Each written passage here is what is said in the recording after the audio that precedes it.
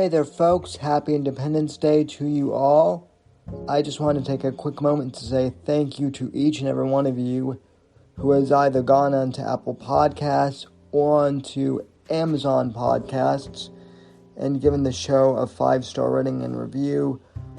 It really does help the podcast, folks. I know that the Saturday show is primarily a live YouTube show, but trust me, you guys who download the audio podcast and listen to it and rate and review us still really are the core audience of the Whitfield Report, and I really do greatly appreciate it. And make no mistake, ladies and gentlemen, as I mentioned earlier in the year, we have exclusive audio episodes coming for you guys behind a paywall. So those will be available on Apple Podcasts Premium. NGC Studios will have a channel on Apple Podcasts soon, and we should also be able to allow this on Spotify and Amazon too, basically anywhere where you can get premium podcasts as well. So we'll be announcing that either at the end of this summer or hopefully by the end of this year. So trust me, folks, stick around. It's going to be good for you guys who listen to the audio podcast. And once again, thank you.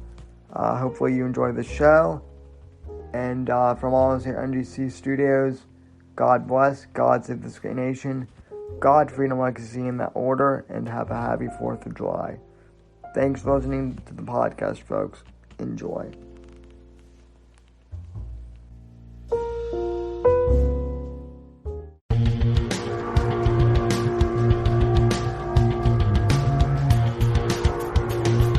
Now broadcasting from the Next Gen Conservative Studio in sunny South Florida, bringing you the latest in politics, current events, and pop culture. This is the Whitfield Report with Sam Whitfield.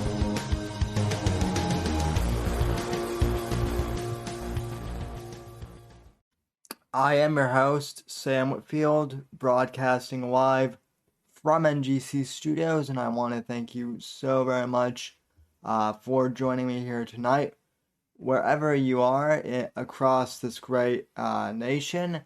And for those of you listening outside of the U.S., across this great world, happy weekend, I guess. But it is Independence Day weekend here in America, ladies and gentlemen.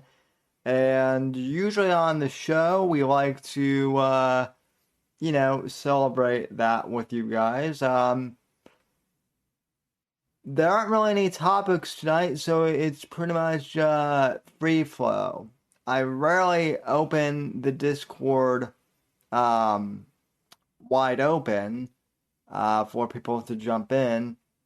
But on the off chance that you'd like to jump in and join the show, the link for the Discord is in the show chat. And for those of you watching this on archive, my apologies. The chat replay will be disabled after this. So, that's why you want to try and catch the show when it's live, because you'll never know when I open up the Discord. But anyway, so far in the chat we have FatKekBoy, Starshine, a mint-conditioned chicken, and oh hey, a fella in a meadow just joined. And I'm assuming that Mr. Dasright, aka Mr. Whiskey, will either be in chat here soon. I know he's lurking, or knowing him, he'll probably just, jump into my Discord at any given time into the VC and try and fucking hijack this thing. Which he'll try and hijack it, but I am the master of this domain here, ladies and gentlemen. So really, while we're waiting, contact info as usual. You can follow me on Twitter and Instagram at @somebody_NDC, hashtag Whitfield Report. You can follow me on Twitter, Gab, and or you can follow me on Gab, Parler, and Minds, I should say, at Sam Whitfield. Facebook.com/The Whitfield Report. Although I may be taking the Facebook page down here soon. And I'll explain that in just a sec. But also streamlabs.com/Whitfield Report if you'd like to donate and do text to speech. That would greatly be appreciated. It really helps us out. And then please subscribe to the show on Apple Podcasts and Spotify or wherever else you get your podcast. And please leave us a 5-star rating and review over there. Or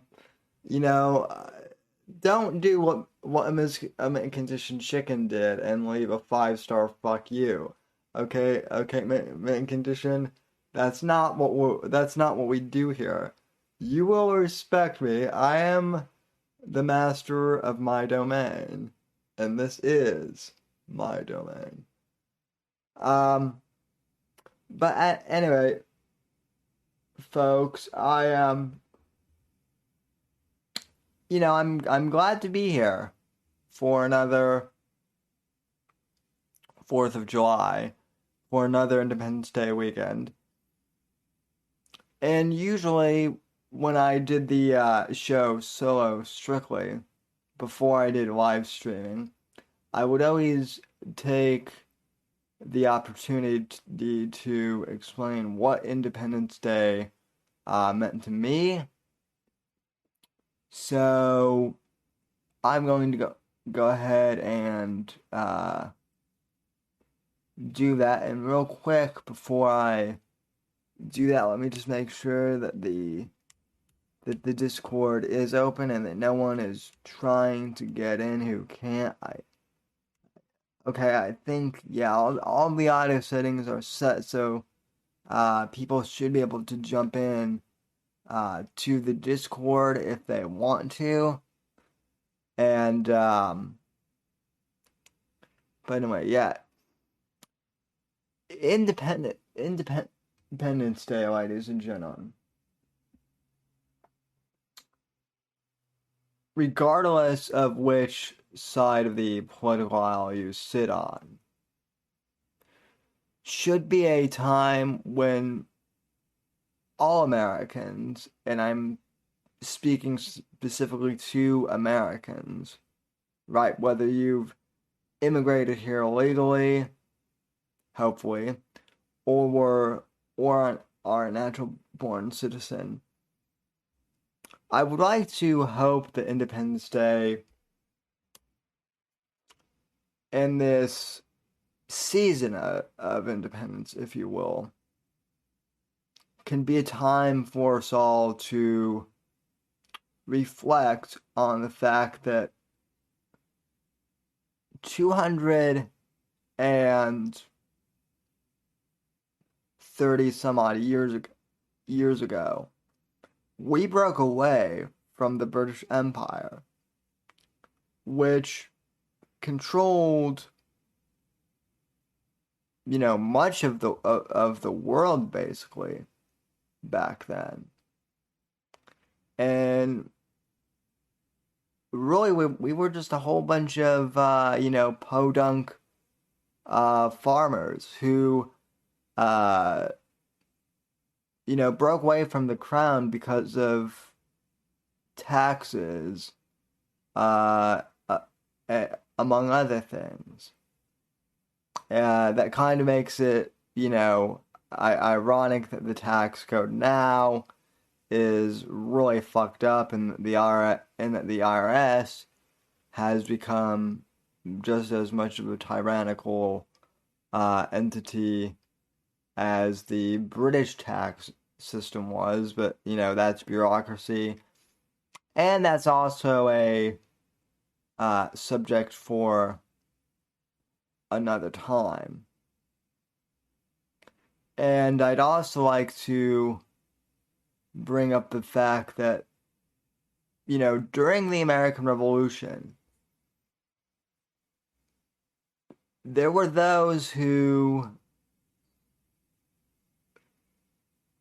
people, I guess, nowadays tend to think that everyone was for us breaking away from the British, right? We kind of had this romantic idea that everyone was, against British tyranny, and that, we all sailed across the Potomac with George Washington and kicked, some redcoat ass. And granted, there were a lot of individuals like that, and my forebears were some of those individuals. But there were also many individuals who believed that, hey, life under British rule isn't that bad. We should stay loyal to the crown, and, George Washington and these, this rebel scum, so to speak, well, to put it in modern parlance, they're starting they're starting an insurrection, basically. So it's funny because people think that that the Capitol riots or whatever. And by the way, that's exactly what they were. It wasn't a insurrection. It was a riot. But they keep calling this thing an insurrection, and it's like, well, even if that's true, our entire country was basically founded on an insurrection against the British. That's what that literally is the basis of our country, of our nation. And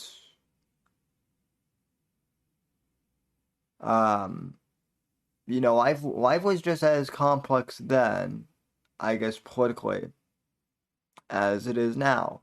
There was much strife back in the 1700s. Hell, people used to, when they couldn't solve an argument, they used to duel in the street. John Adams was shot by Aaron Burr in a duel over a debate. So I don't want to hear any of this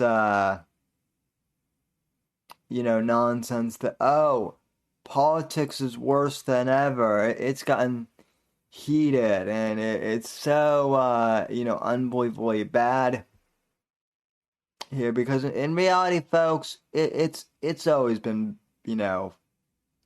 politics has always been full of strife here in America. It's always been somewhat shitty, and but it's always been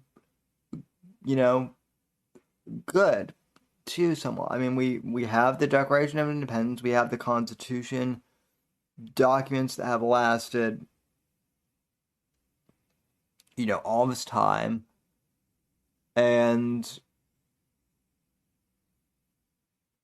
we have the Bill of Rights and the First and Second Amendment, which are two of the amendments that I hold most valuable. And so we've done pretty good for ourselves in such a remarkably short period of time. Are things perfect? No, but humanity, ladies and gentlemen, is inherently flawed. We are a flawed people. And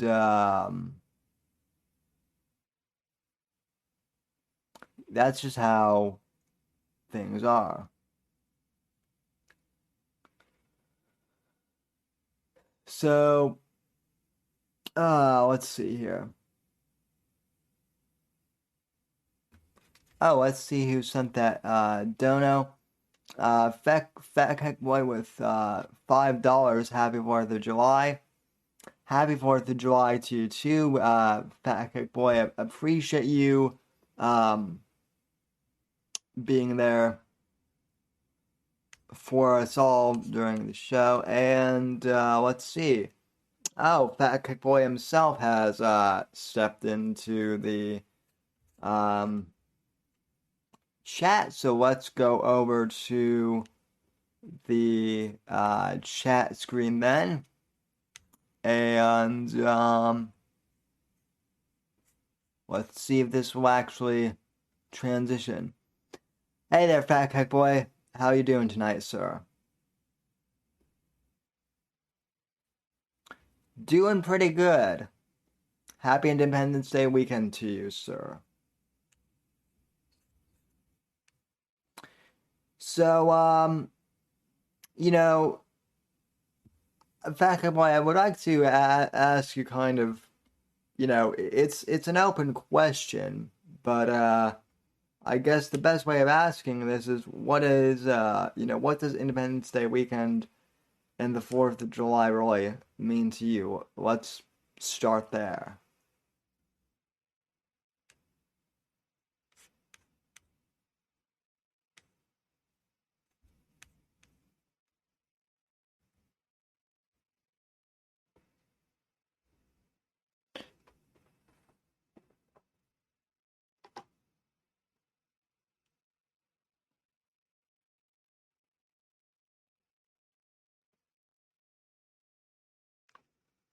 Sure. That's certainly the way that I and several others look at it. Um,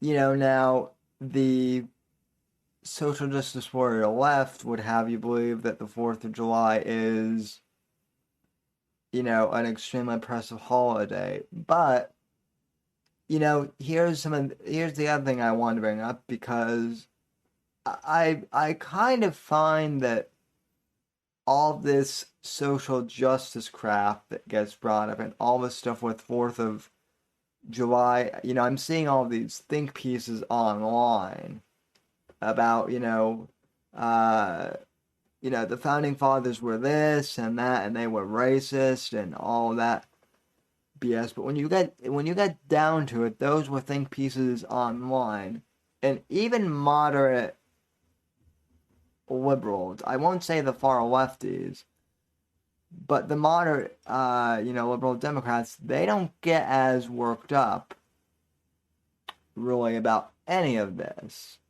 As much as the radicals do.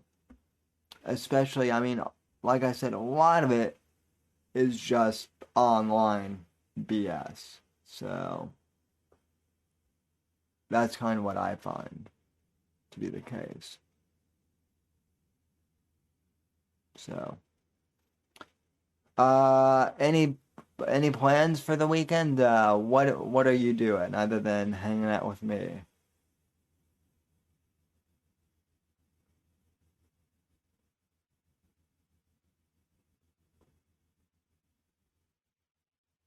Cool, cool.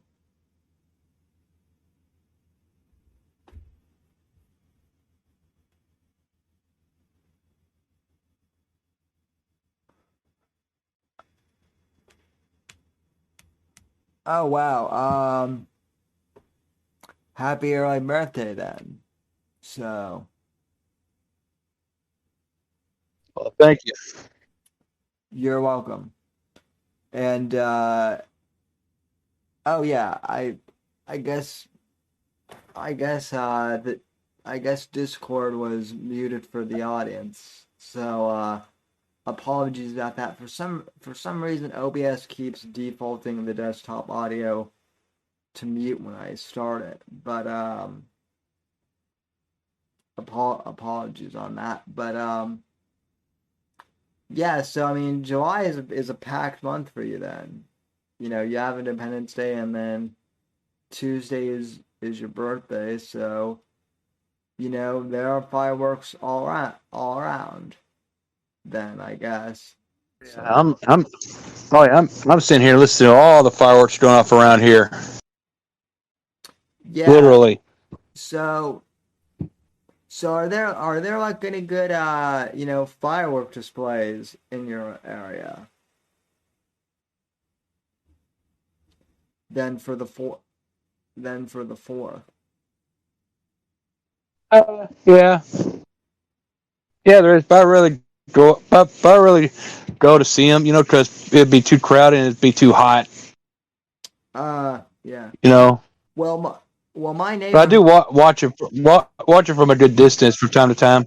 Yeah, I'm lucky because our neighborhood, and of course, I live in Florida, so you know Floridians can get away with all sorts of cool shit. But um, I live in a neighborhood where a couple of our neighbors have docks that are big enough that we can actually fire fireworks off them.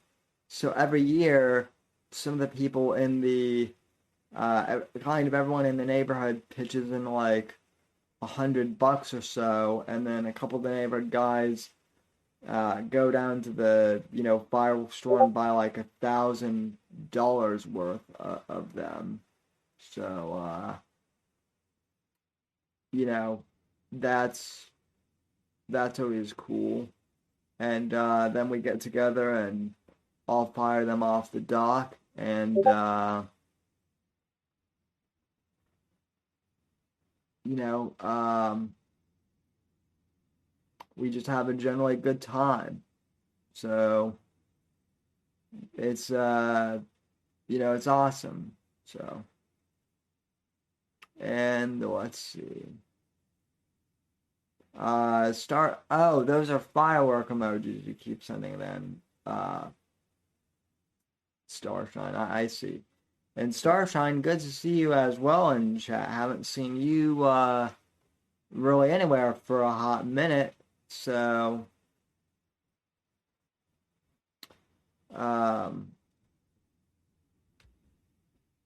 but anyway. Well, FatKekBoy, what else has been kind of going on? Have you been following any of this stuff with Biden and Kamala at the border or anything like that? A little bit. Uh, I'll just summarize this. Biden is a bumbling, confused old man who needs to just leave office and die in peace. And Kamala Harris, from what the elites are hearing, she is what we all know what she is to be. A really bad, super bitch, Hillary Clinton 2.0. Without the body count that Hillary has. Well, maybe not At least we know of. maybe not the body count, but she certainly has Yeah, that's what I said. but she has certainly incarcerated more black people in California than any other prosecutor in the history of that state, from what I've heard. So Yeah, and I think I saw something about Trump posting on a social media site saying, "Who shot Ashley Babbitt?" Well, my response is two words, Mr. President Trump: too late. Too late to ask that question. You should have asked that when you were in office, and that's why I said he's done. I just don't see him, getting to be president again. interesting. And if I were to America First Republican Party, I would find somebody who could fill in, because I mean, everybody's arguing with Royce and Mersch on what they're wanting DeSantis up there, but they think it's too soon. And I said, well, I mean, who else do we have out there? We got what? Ted Cruz, Rand Paul, Tom Cotton, and there's Yeah, Josh Hawley, but he's too young. yeah. I mean, look, honestly, I'm actually glad that you brought this up because, on the one hand, I would love to see Trump run again just to piss off the left, right? And Yeah. and then And he does that well. and then kind of on the other hand, like putting everything else you just said aside, the guy is 75. The guy is 75 years old, and I mean, if we want to give Biden a hard time for his age, which, I do, but then we run another 75-year-old. I mean, Trump is certainly more there mentally, but, 75 is 75. Well, by the time 2020, yeah, yeah, but I mean, by the time it gets to 78, which is 2024, you don't know if the guy's going to get dementia or not, like Biden has. So Right. it's too much of a risk. It's too much of a risk factor. Yeah. I No mean, matter how sharp, his mind or how much energy the guy has, it's got to go. It's going to be gone eventually. yeah. Yeah, exactly. And I mean, as far as DeSantis goes, I mean, like honestly, the thing with DeSantis is, I think if he were to run, he could actually do it. I don't think age is a problem for him. My thing, to be completely honest with you, Kickboy, is, I'm a bit selfish, and I like DeSantis as governor here. So I want him to be governor of Florida for as long as possible. I understand. And If I was a Floridian like you, I would want him to stay too. yeah, I mean, and that's not to say that the lieutenant governor isn't good. I just don't see Floridians really wanting DeSantis to go, to run nationally.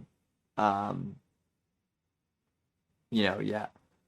I think Ted Cruz, while I like him somewhat, I think he's kind of become a joke and a meme at this point. Honestly, I don't.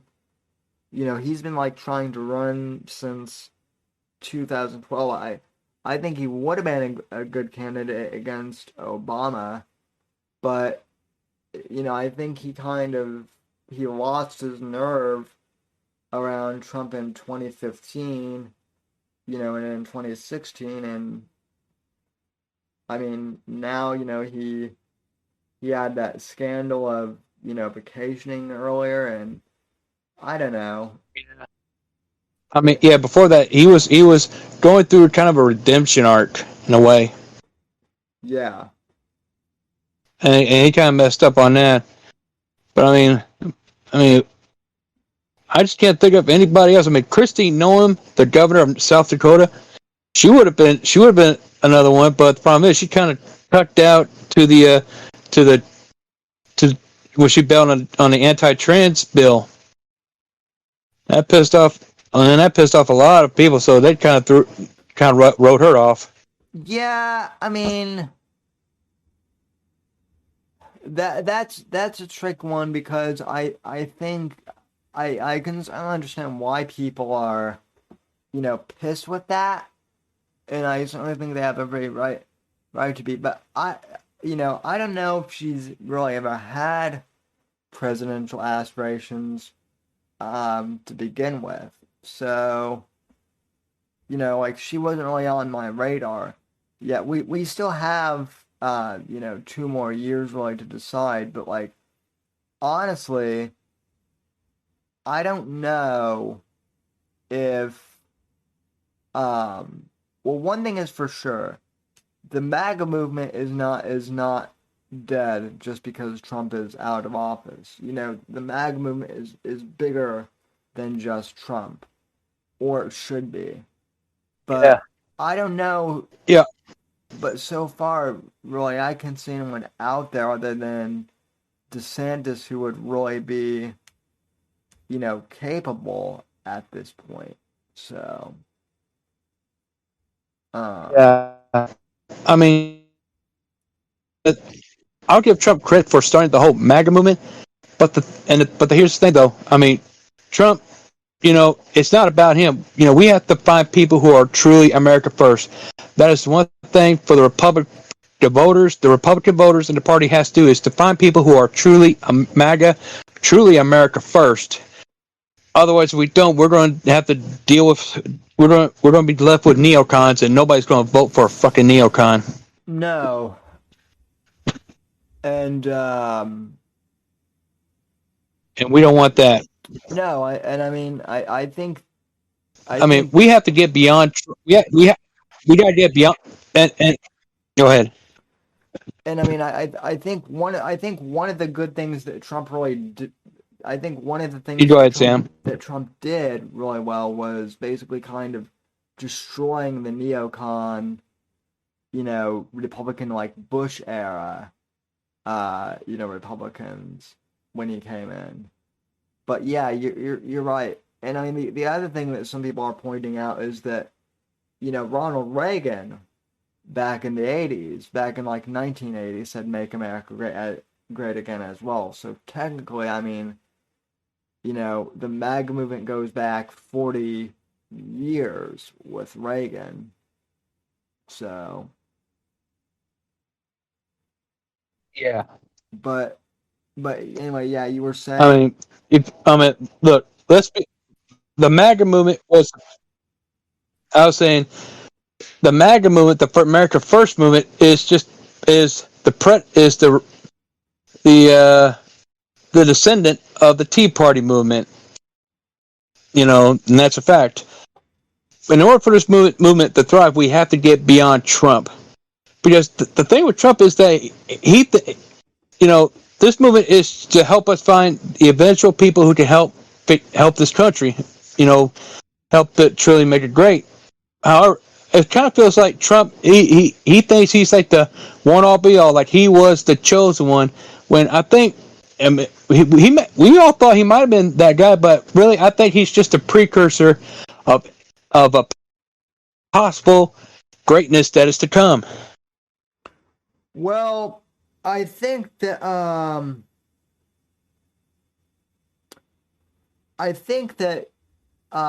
Trump was the beginning of something great. I never really the thing with Trump is I never worshipped him the way that some people did. By which I mean like I never really saw him as like America's great savior. Now, don't get me wrong, I think he did some incredible things. But right. he, The great, but like, yeah, the Great White Hope, that kind of thing. yeah, but I mean, he's human. He's flawed. He's flawed like the rest of us. So I think it was kind of like Yeah. I think it was kind of hypocritical for some, to be like, oh well, the Dems, look at how they praise Obama as a god, right? And then Trump came along and they kind of did the same thing, right? That was kind of weird. I mean, I played a little bit into that too, just kind of as a troll. But I mean, to be honest, like I like Trump, but I still recognize that he was flawed. Now Yeah. I think it's unfortunate that he had to deal with all this, with all the Russiagate shit that he had to. That was clearly BS. But I think the thing that really kind of disappointed me was like after Trump got the election stolen from him, there were a lot of people who kind of were like, well, Trump's out of office. He got the election stolen from him, so the MAGA movement is dead, and we're all fucked. I mean, you can take the black pilled attitude, or you can take the attitude that I have, which, yeah, things are gonna get bad, but it's never. I mean, I guess this is kind of where my eternal optimism kind of comes in. It's never too late. Well, it's there's an old saying: whatever goes down, eventually goes back up. Yeah, I mean, American politics really. But then again, go ahead. I mean, I was reading. Okay, let me just say this: but then yeah, I've read somewhere like the average empire lasts for like over 200 years, and before it collapses, and America is at around that point, and I'm wondering are we going to see it be better, or are we going to just see it totally collapse and be balkanized?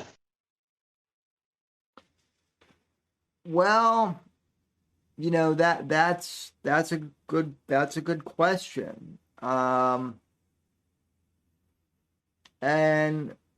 there have been people saying that America's going to collapse. There have been people saying that for years and years and years since even like the Cold War. The big fear was that the Russians were going to take over and whatnot, and so were the Chinese. Now I think we're closer to that with the Chinese, but I think it's really hard to kind of say that anything is happening until it actually does happen. So there is that, and I just kind of stay on the optimistic side if possible. So yeah, I agree with you. I mean, we're going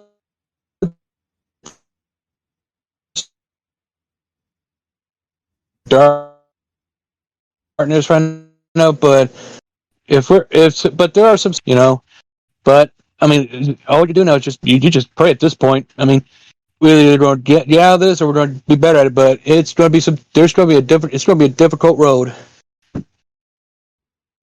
And as for China, I mean, sure, they're on top right now, but even they're going to collapse someday too.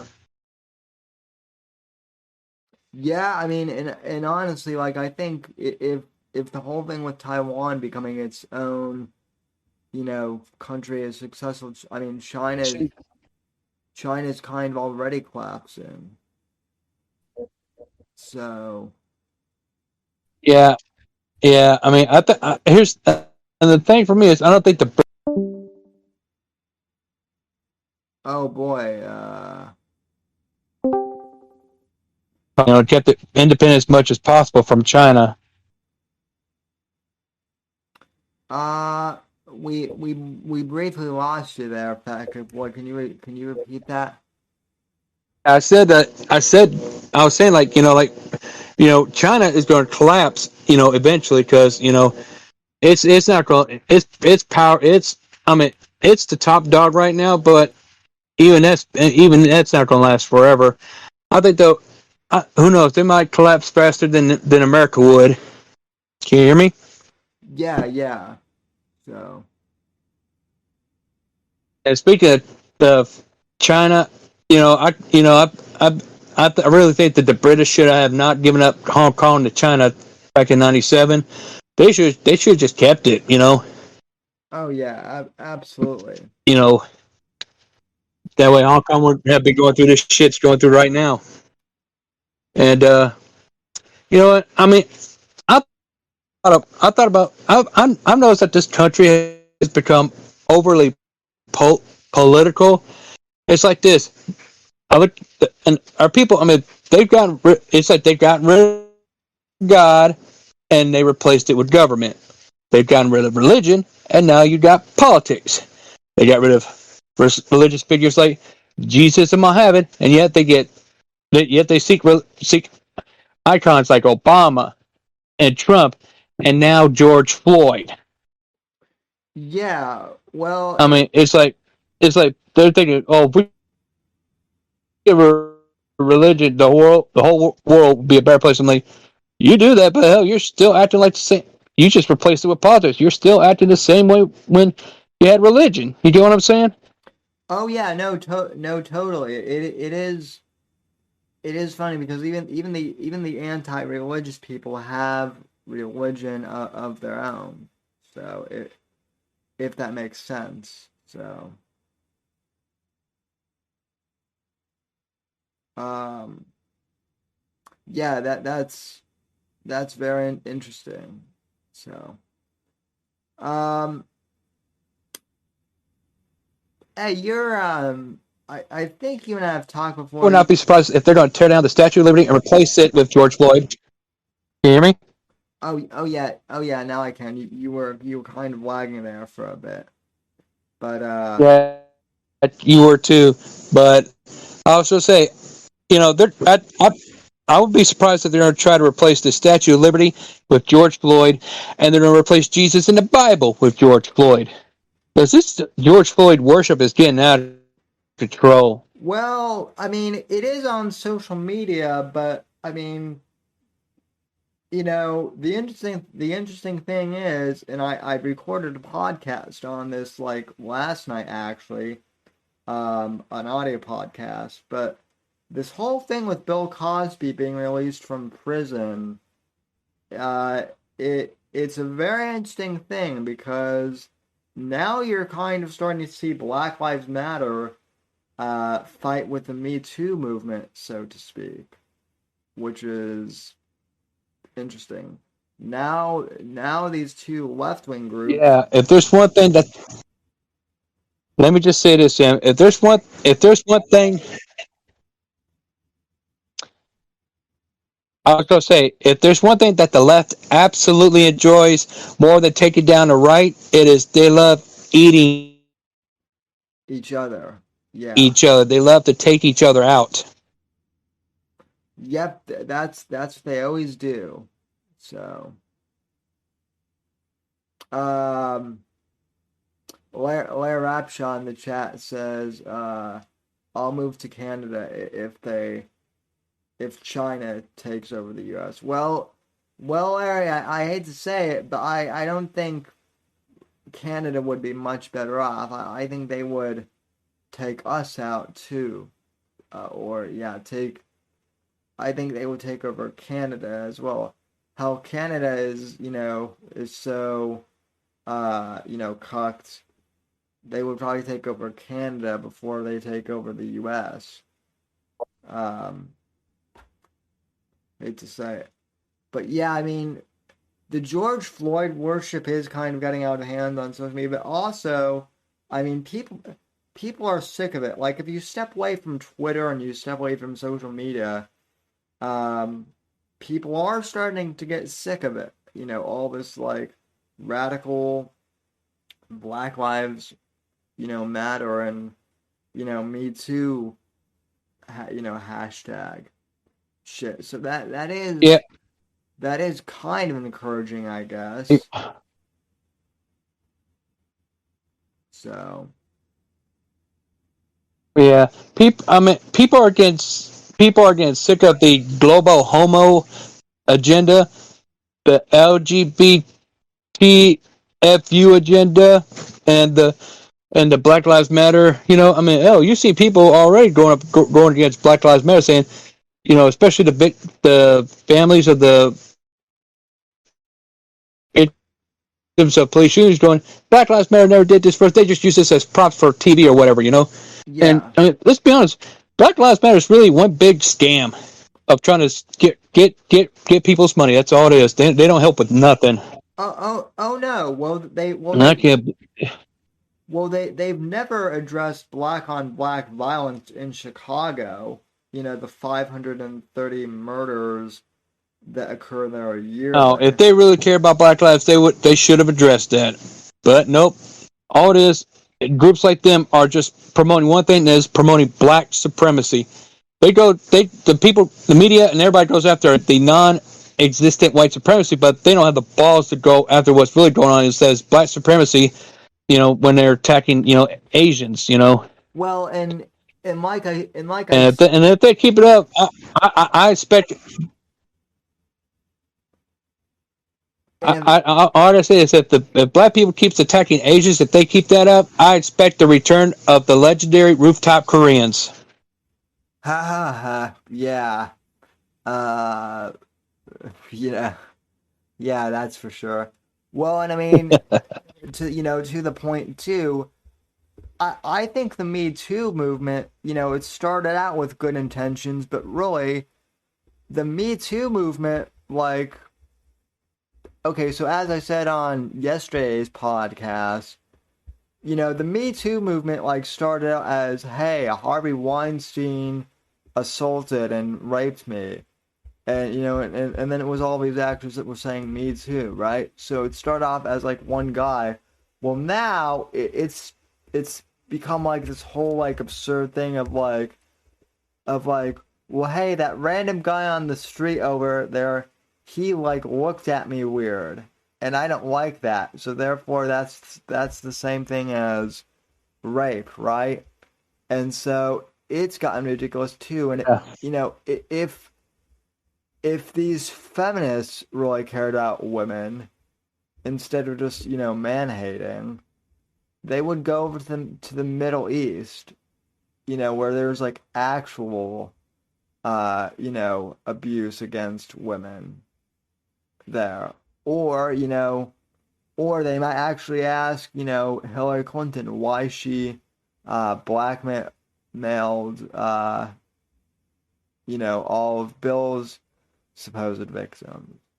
It's funny because they say believe all, women, but when it comes to, Bill Clinton, well, all of those women are just lying. So, Yeah, I mean, Me Too started out as kind of a legit movement, and they did bring down one big fish, out of the corruption that is Hollywood, and that was Harvey Weinstein. But then later on, it turned to a political weapon. It turned into like one woman would accuse a guy of something they didn't do because he wouldn't fuck her or whatever. Like what I mean? Just like yeah, yeah. I accuse this guy of doing this. Even though there's no evidence, there's nothing like that. Like, and she's just mad because she hits on this guy and he said, "Come on, don't you want to fight me?" He'd be like, "Hell no, woman, you nasty." And then she accuses him. She tries to Me Too's him. Right. No, I mean, I tell you what though, Me Too has killed. Let me just say this, Sam. The Me Too movement has killed off dating. It has killed hookup. Hell, it has killed even the groupie lifestyle for musicians and stuff. oh yeah, no, it totally has.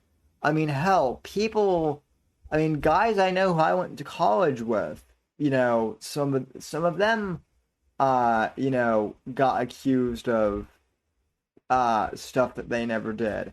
And I mean, they were all cleared of it and whatnot. But even so, like just getting accused, can really fuck up your life really, if you're not careful. So, that's why like I always tell, my friends and even like, some of the younger guys, that listen to this podcast as well, like, you know, avoid hot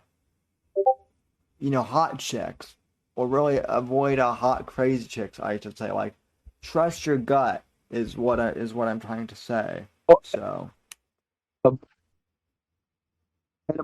avoid fat chicks too, because they're worse. oh yeah, definitely avoid that. Although, Although, I can hear some feminists saying, "Well, you have a guy on well, Sam, you have a guy on your podcast literally named FatKekBoy, so he's a hypocrite because he's fat, so or you know or whatever. At least your avatar is, I guess.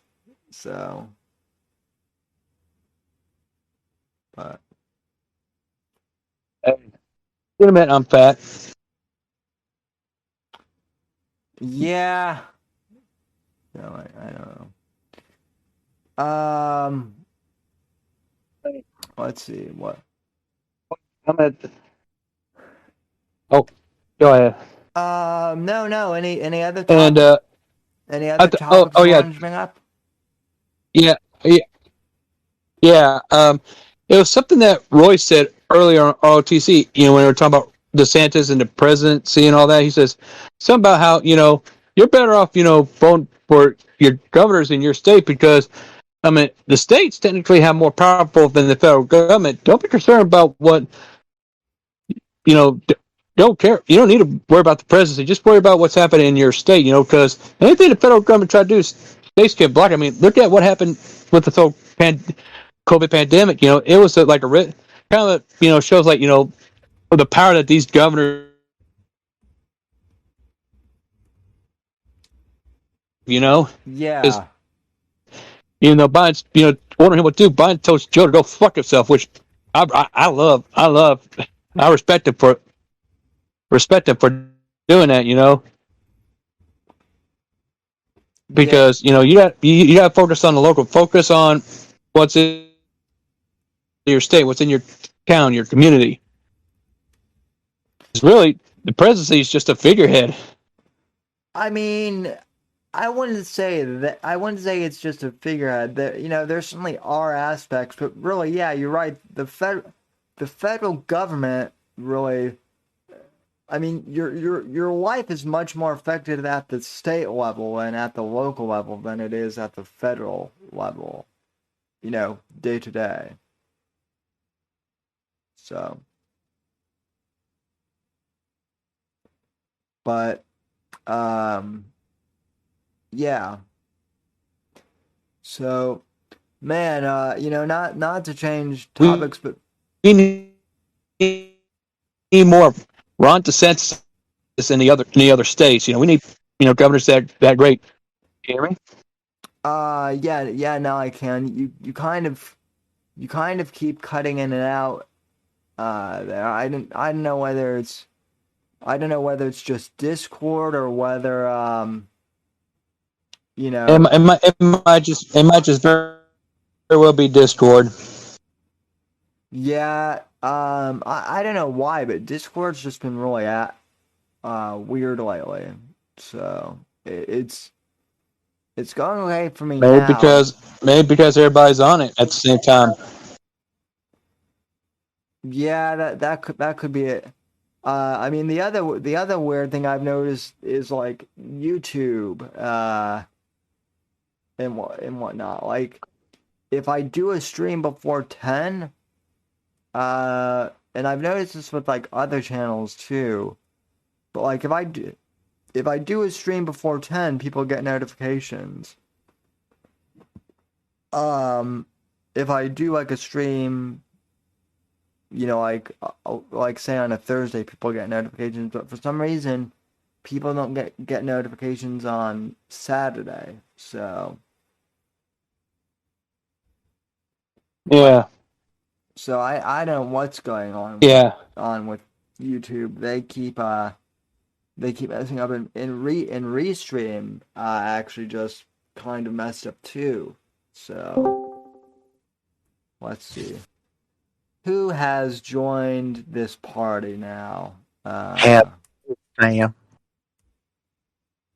Let's see. Phil the How's it going, dictator. Sam? Oh my God, Phil, is that you?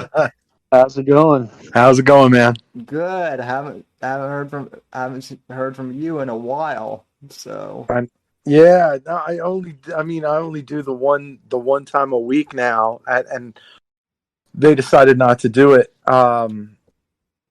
the Versa Boys decided not to do it this week because of July 4th. So Yeah, well, you know, those Versa boys. So they're good, but you know they're autistic. So nah, we're old school. We don't take weekends off. We're still here to to celebrate the 4th. God damn it! So yeah. Well, I mean, as soon as I found out we were saving all this money on July 4th, how can I not celebrate? yeah, I know, right? So Yeah. Like where by the way, where did Biden get those statistics from? Was he shopping at a dent store or something? Like what the hell? Is he because uh, I know if I go to the grocery store, there's no way in hell that stuff's cheaper now than it was last year.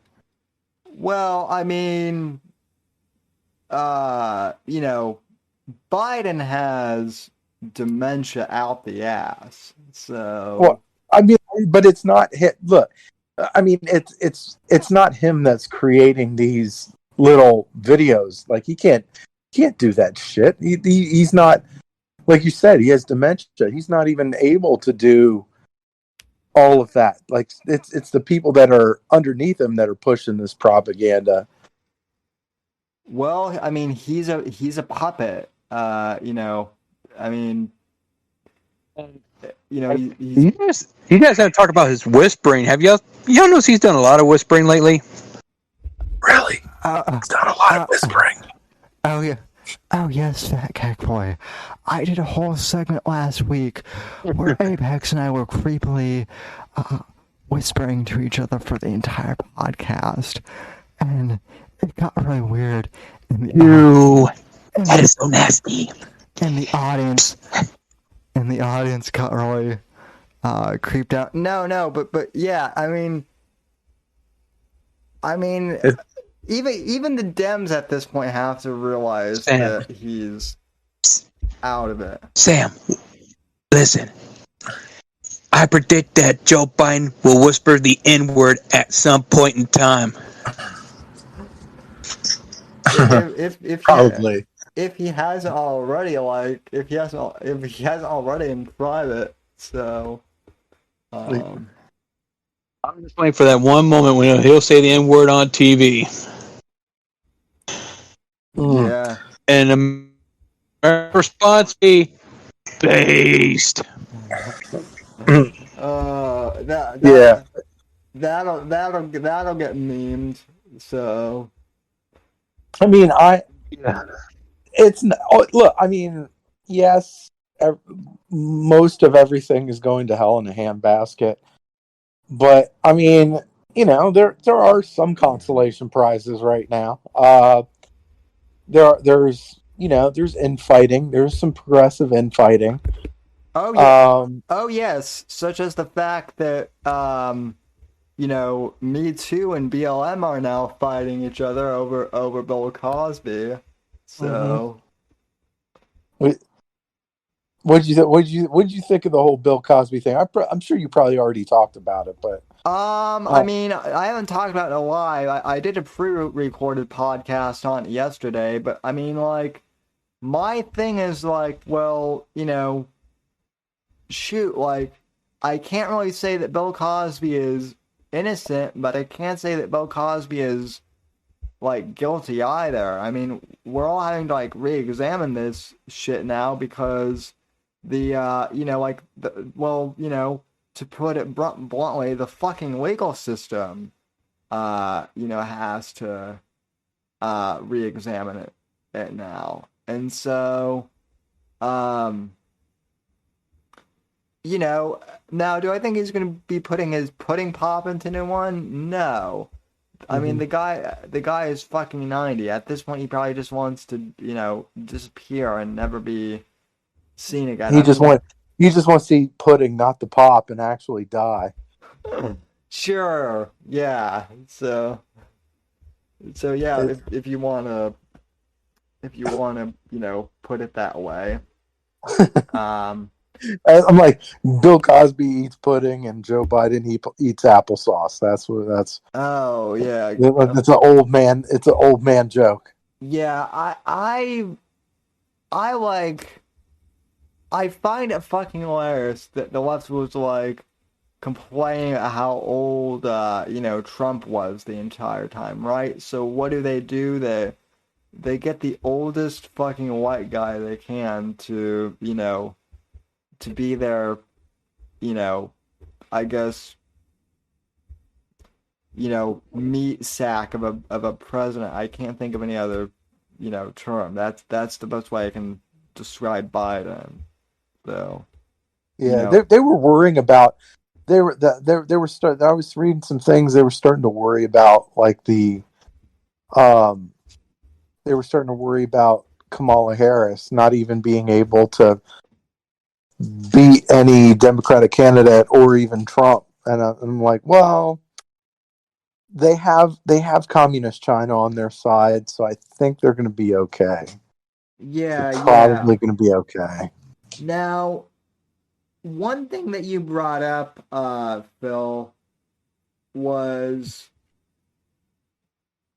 you tweeted about this on Twitter earlier tonight before the show. Was the New York Times bestseller list? I didn't have a chance to read the entire thing of what you posted from Outkick, but yeah, what's going on with that? That sounded like a topic you wanted to bring up. So, Well, they were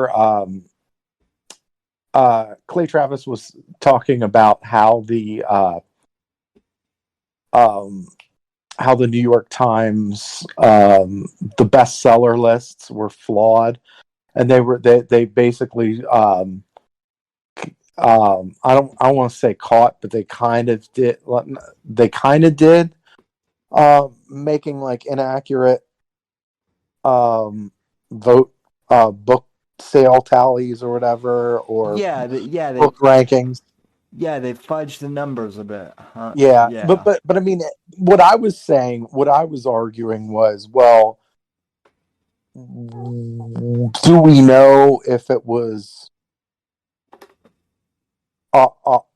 ever honest? Like, we know that there's a possibility that some of those numbers were bullshit, but I mean, is there any way to even tell, like, okay, are these numbers accurate? Like, how do we know? We're basically taking what the New York Times at their word, like, which Right. means nothing. No, I mean that's always been something that I've, wondered about, like even back in high school when I was going to conferences. And I actually I actually asked someone in like the publishing industry once about that, and they explained something about like how the New York Times system works. I can't remember what that is because it's been so long now, but like there used to be an actual way that they could, verify, and then from what I read, something changed, and so yeah, I think whatever this change was, that's what allowed the numbers to get, fudged, I guess. So, Mm. but yeah, and by the way, I've been a fan of Clay Travis and Outkick for years. Ever since he did the, I love the First Amendment and boobs Yeah. thing. So, Oh yeah. No. I was one of the very first early supporters of Outkick.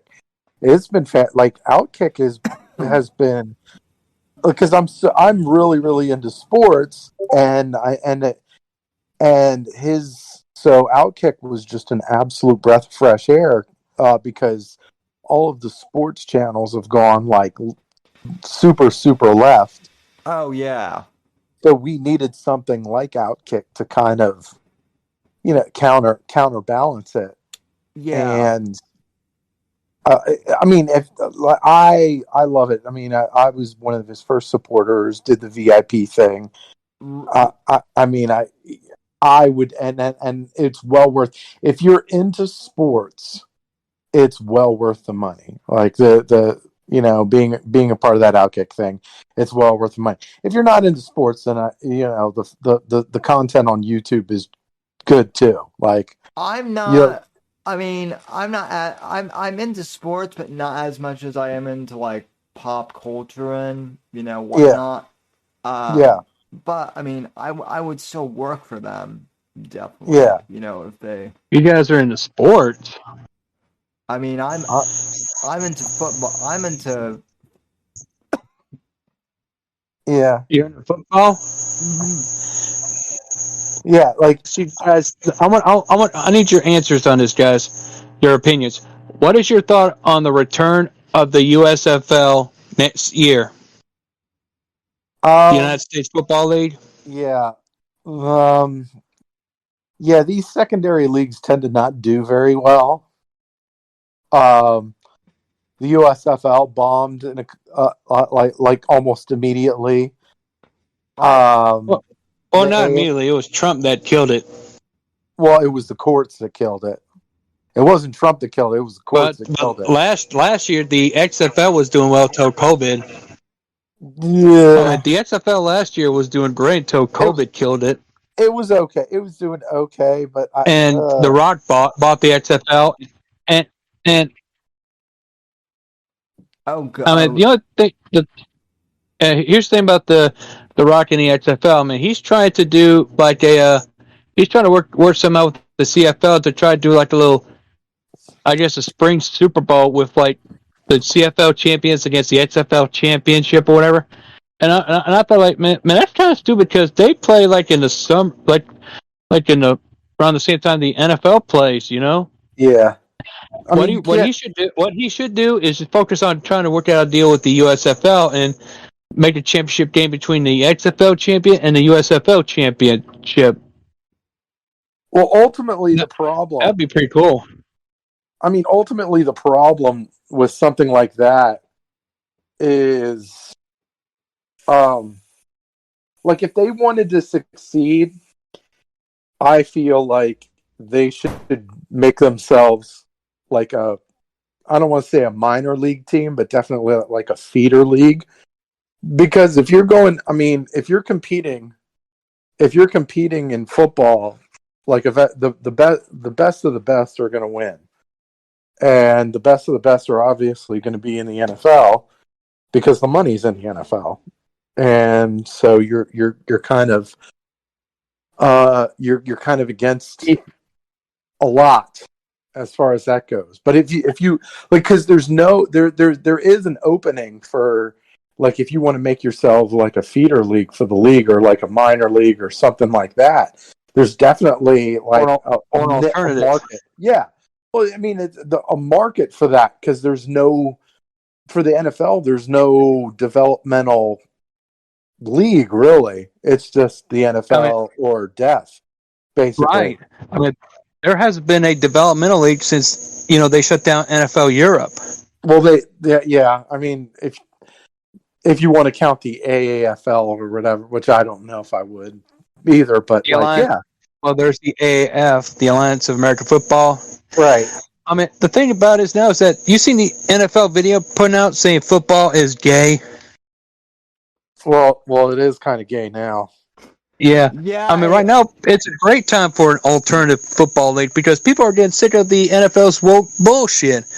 They're all saying, "Fuck this! I don't want to do anything with this league, but I want an alternative league to watch If my football." if they get, I mean, if they get rid of the NFL cheerleaders, that's when I'm fucking walking. So away No, they from. they won't they won't get rid of the cheerleaders. They'll just make them men or trannies Oh. or whatever. They're gonna have them as trannies with their penises flopping out of their skirts. Oh, oh That Jesus! The mental yeah Yep, that's images. right. yeah. The Dallas Cowboy cheerleaders all have penises. Imagine that. Oh gee. That would break most men's heart, but they would make certain men happy. I think Probably. I think I would kill myself at that point. So, um, But if you did that, you wouldn't. But if you did that, you wouldn't be able to take advantage of all the July 4th savings that Joe Biden was talking about. Oh God, that tweet, 16 cents. Fuck you, Joe. I mean, even if it's 16, even if it's 16 cents, what the fuck does 16 cents get you anymore? Fucking nothing. Probably, Nothing. 16 cents doesn't even these feed people the are frickin'. These people think it is. You can't even feed the homeless in Africa for frickin' 16 cents. No, I mean this is how out of touch the left is. I mean, these people are stuck in the season 70s. I mean, they still think everything is low price. They're saying, "Hey, you save 16 cents, you could get yourself a hamburger at McDonald's." Fuck you. You're out of touch, assholes. Have you seen the gas? That's not going to save me money. Well, Which, by the way, how much? Let me ask you a question. How much is gas in your areas? I mean, About 3.5. It's Okay, 3.5. And what about you, Sam? 3.5 hours is like. Oh no, $3.50 ish somewhere, depending on where you go. But that's in Pennsylvania, right, Phil? Yeah. Okay. Well, Yeah. well, where I'm at, it's 285. Gas here is $2.50 now. So, I mean, it's not. Well, they tax the shit out of it here. They're trying to do it even worse. Well, I mean, I'm kind of lucky because again, I'm Mr. Florida man here. Yeah. But I mean, even so, it's getting ridiculous everywhere. So, and yeah, I mean that's kind of it's just sad. Also, before both of you hopped on here, I was seeing on Twitter that I guess some broad is trying to Me Too Quentin Tarantino now. So yeah.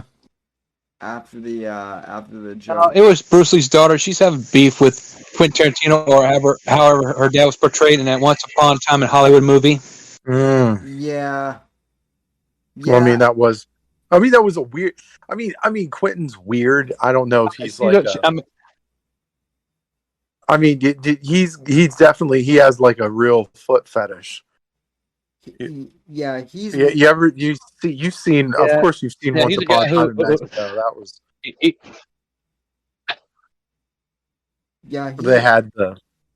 Yeah, he's weird, but he's also. I mean, as far as his films go, I'm sorry, but I'm a fan. I think he's a. Oh yeah! Oh, definitely. You and me both. I think he's a fucking genius when it comes to cinema. Yeah. Oh yeah. Absolutely. He's a talented guy. I'm not taking that away. I mean, there are two things that Quentin Tarantino loves. Here's what are the two things Quentin loves. He loves feet, and he loves to say the N-word in his movies. And he loves fucking gore. So. Yeah, excessive violence. Oh yeah. Yeah. So. I listened to. Did y'all saw the beef he had with his Bruce Lee's daughter, right? Oh yeah. Yeah. That y'all saw that? But well, I'm like she's talking about how she's sick of white men. I said you're half white. What the fuck are you talking about? Yeah, well, and I mean, the other thing is she had to bring race into it. I don't know why. She just said, I'm just sick of people in general trying to. It ain't all white men, honey. So shut up. Yeah, but also, I mean, maybe her dad really was an asshole. I mean, has she ever thought of that? Mm. Yeah. I mean, he's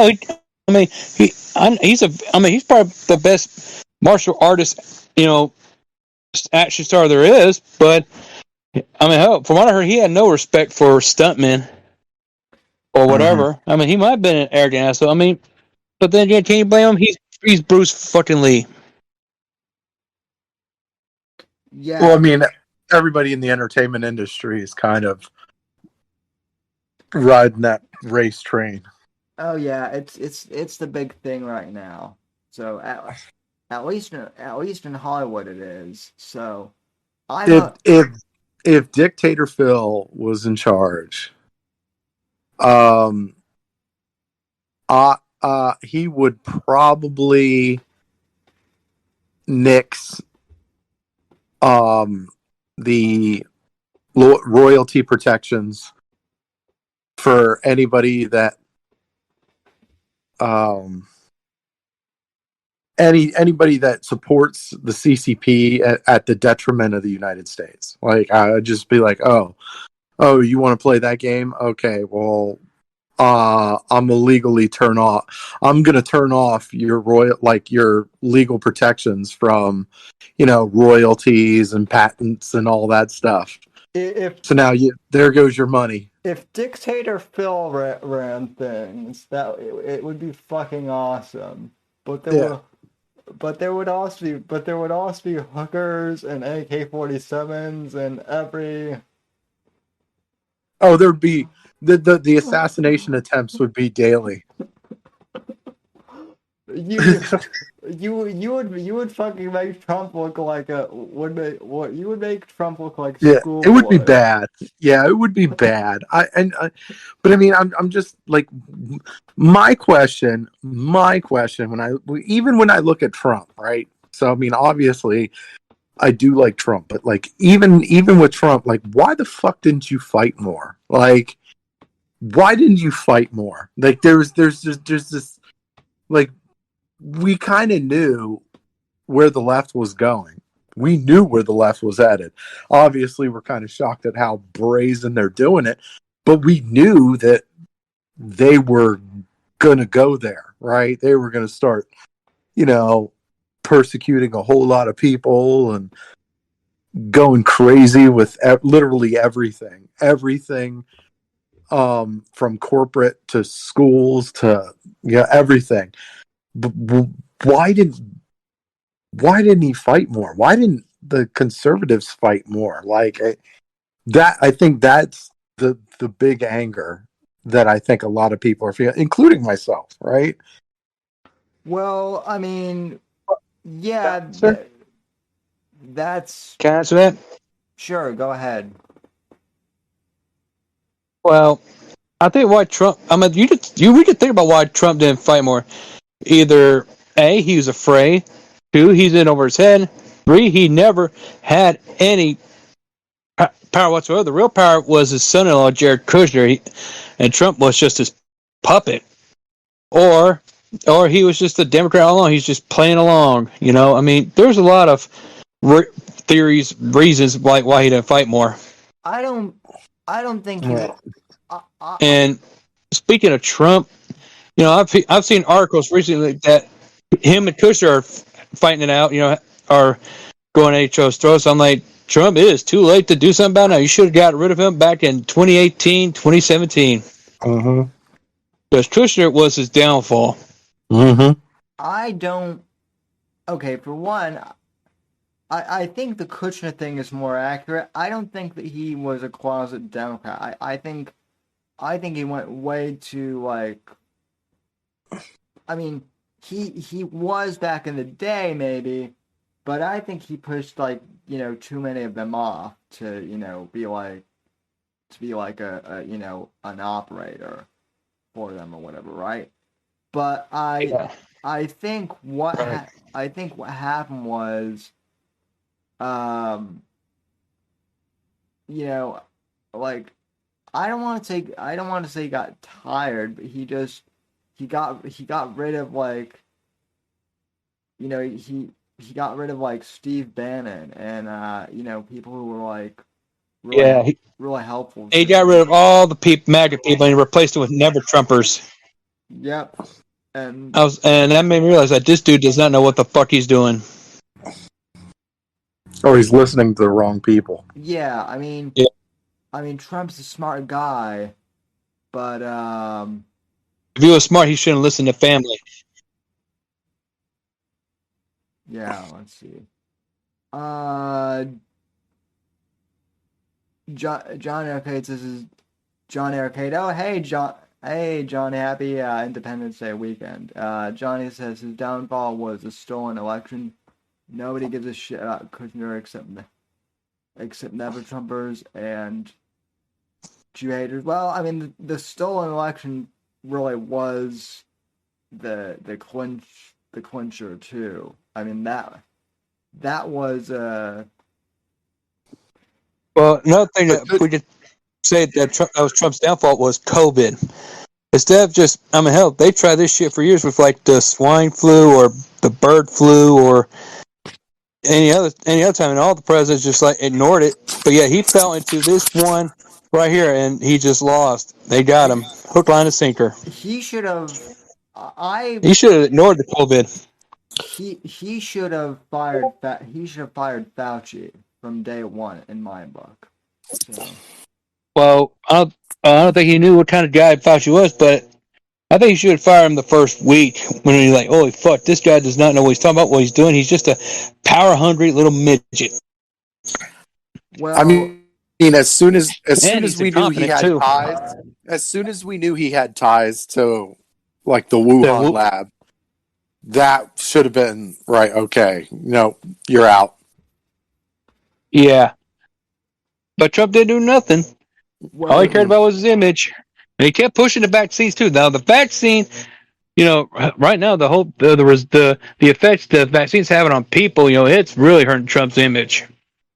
Well, not really because Joe Biden. This is where Biden now wants to take credit for the vaccine, right? So. I mean, at this point, I'm okay with that because let him have it. I mean, no, I don't know. I don't know about that. For me, I'm like, look. First off, you like, yeah, there were some side effects and there were some stuff like that, but when you look at how fast it came to be. First of all, the speed at which the thing was created was incredible. Like, just absolutely incredible. There would not have been, like, if I truly believe in my heart, if Biden was in office, we still at that time we likely still would not have a vaccine to this day. And I believe that because there's so many, like, the Obama-Biden administration before Trump came along had so many regulations, so much red tape, it would have kept anyone from having anything, and they would have played a lot more. They would have played the people a lot more to get whatever funding that. I mean, they're already doing it now, but it probably would have been exponentially worse. Yeah, no, I mean, Johnny's absolutely right. The stolen election. Yeah, I mean, but here's the thing, Phil. Mm-hmm. It was rigged. I agree with you, Johnny Arcade. It was stolen. Oh yeah, It's worse than the WWF Montreal job. Mm-hmm. Yeah. Yeah. I mean, I'm calling it the 2020 screw job. And the thing is, so the vaccine, hell, it's doing just as much not worse damage than the COVID has ever done. The thing with the 2020 election that really frightens me, the one thing that frightens me about the 2020 election, is if all of that stuff that Powell and Giuliani and all these guys, if all of that stuff is true, then one, how long have they known about this, right? How long have they known about these messed up systems, right? With the voting systems and all that craziness. Yeah. And how many elections? How many elections did we have that were completely ruined? Well, I mean, that, you And, know, and hey, don't forget Mike Pence in the Supreme Court betrayed Trump. we we Uh, we we could do a whole podcast on that mm-hmm. in and of itself. But you know, I think Clay Travis brought up a good point the other day on his radio show, Mm-hmm. which is this is something that I theorized early on in COVID. It was very suspicious that COVID magically showed up during an election year when Trump's economy was going strong, and when jobs were around, there weren't really any conflicts in the world. Mm-hmm. You know, George Floyd hadn't happened at that point yet, so there was no civil unrest. It feels like the COVID and the George Floyd shit was all. I don't want to say that like George Floyd specifically was planned, but I definitely think those two crises were planned to more or less, help fuel the rage against Trump and get kind of like the idiots, to do their bidding, and then so that the power brokers could steal the election behind the scenes. So if if that makes sense. Yeah. And don't forget one other thing that hurt Trump, QAnon. Oh fuck yeah! Oh fuck yeah! I've been saying that for I mean, Trump should address that. He should say, okay, this whole QAnon thing was kind of cute, but it's getting really gay, so please cut the shit out. It's not real. yeah. Oh well, yeah. But even then, I don't think they would stop worshiping QAnon because I'll tell you what though, if there's anybody out there who's still worshiping QAnon as of tonight, please save everyone the heart and just kill yourself with a firework in the mouth. Yeah.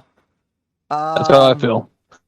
Yeah, well, I mean, I'm not taking the vaccine, and I mean, I haven't taken the vaccine, and no one in my family I'm not taking it either.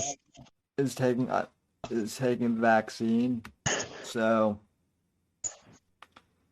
and yeah, Nobody in my family. I told my older brother Will, said he's recovering from COVID. I said, don't take the vaccine. It's what killed DMX. well, and also like people who have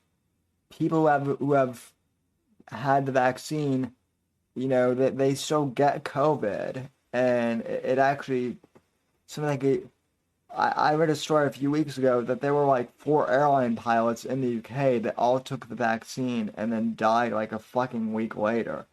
4 of them that were all working together. That's fucking crazy. Oosh. Yeah, and I've read somewhere down in Florida, like for the past few months, ever since that they took these, I think it was at a hospital or a sperm bank where they noticed that guys who took the vaccine, all their sperms were dead. They didn't have anything. They were just blanks. Huh? Where'd you? I mean, it's killing the fertility of men and women. Where'd you hear that from? I'm not surprised. I think it was on. It was on. I think it was on Breitbart. I mean, I saw it on there. But and the thing is, though, I'm just like, damn. I mean, the vaccine's just killing people. It's mutating their genetics, giving them diseases. Mm. It's like I'm it's like a like, you're better off with the COVID than you would with the damn vaccine. The way it sounds, yeah. you're Well, better off taking your chances with that. yeah. I mean, I know people who have gotten COVID, and it's it's not pretty, but like if you're young and you're in decent, in decent like enough health, it's not going to kill you. It's going to suck, but it's not going to fucking kill you. So, Oh, I know. I was sorry. I was a little distracted. I was like Zelina Vega's back on in the WWE. Oh, she's hot. Oh, oh yeah, she is. But yeah. No, I was like, as I was the credit, like I was like, wow. I didn't even think they were going to bring her back either because of the whole because I think she's married. Her husband, Alistair Black, is like they cut him, and like I guess he went and talked a ton of shit like after his release. So I didn't think that they were just going to like they were just going to re-sign his wife. That was kind of that was odd, but hey, I'll take it. yeah, let's see. Covert Radio in chat says the scary new talking point is unvaccinated people are a massive incubators and extremely dangerous to everyone who is vaccinated. This is how they're going to finalize the divide. I mean, yeah, covert, that might be true. That probably is true. Um, it's not it's not going to do shit here in Florida as long as DeSantis remains in office, which is why once he officially announced that he's running again, I am definitely, volunteering for his re-election campaign. So, uh, yeah, so Hey, Sam, you got my donation, right? you The one I got, gave you like an hour ago, just to make sure. I did get your super chat, so thanks again. So, I I Yeah, think yeah, that that's my Fourth of July gift to you, my friend. I appreciate it. Thanks once again. So, And I dare everybody in the chat to match my donation. Help make Sam's Fourth of July really good by giving him money. if yeah that blow smoking hookers isn't going to pay for itself. All right, we need your support. No, I'm just playing. I Yeah, have a get question him. though. Yeah, help him buy him some hot dogs and fireworks and beer. I I do have a question, Sam, because you do live in Florida. So as it stands right now, you are the subject matter expert in all things Florida right now. Um, no, how nervous are you that uh, that they're going to go after DeSantis in this next reelection campaign? they're already trying to fucking slander him, dude. So it's no question that they're gonna go after him. The fucking And it's not going to work, and he'll more likely win re-election. Yeah, no, I think he will too, but I'm Hey, thinking hey, hey, it's Sam. going to be.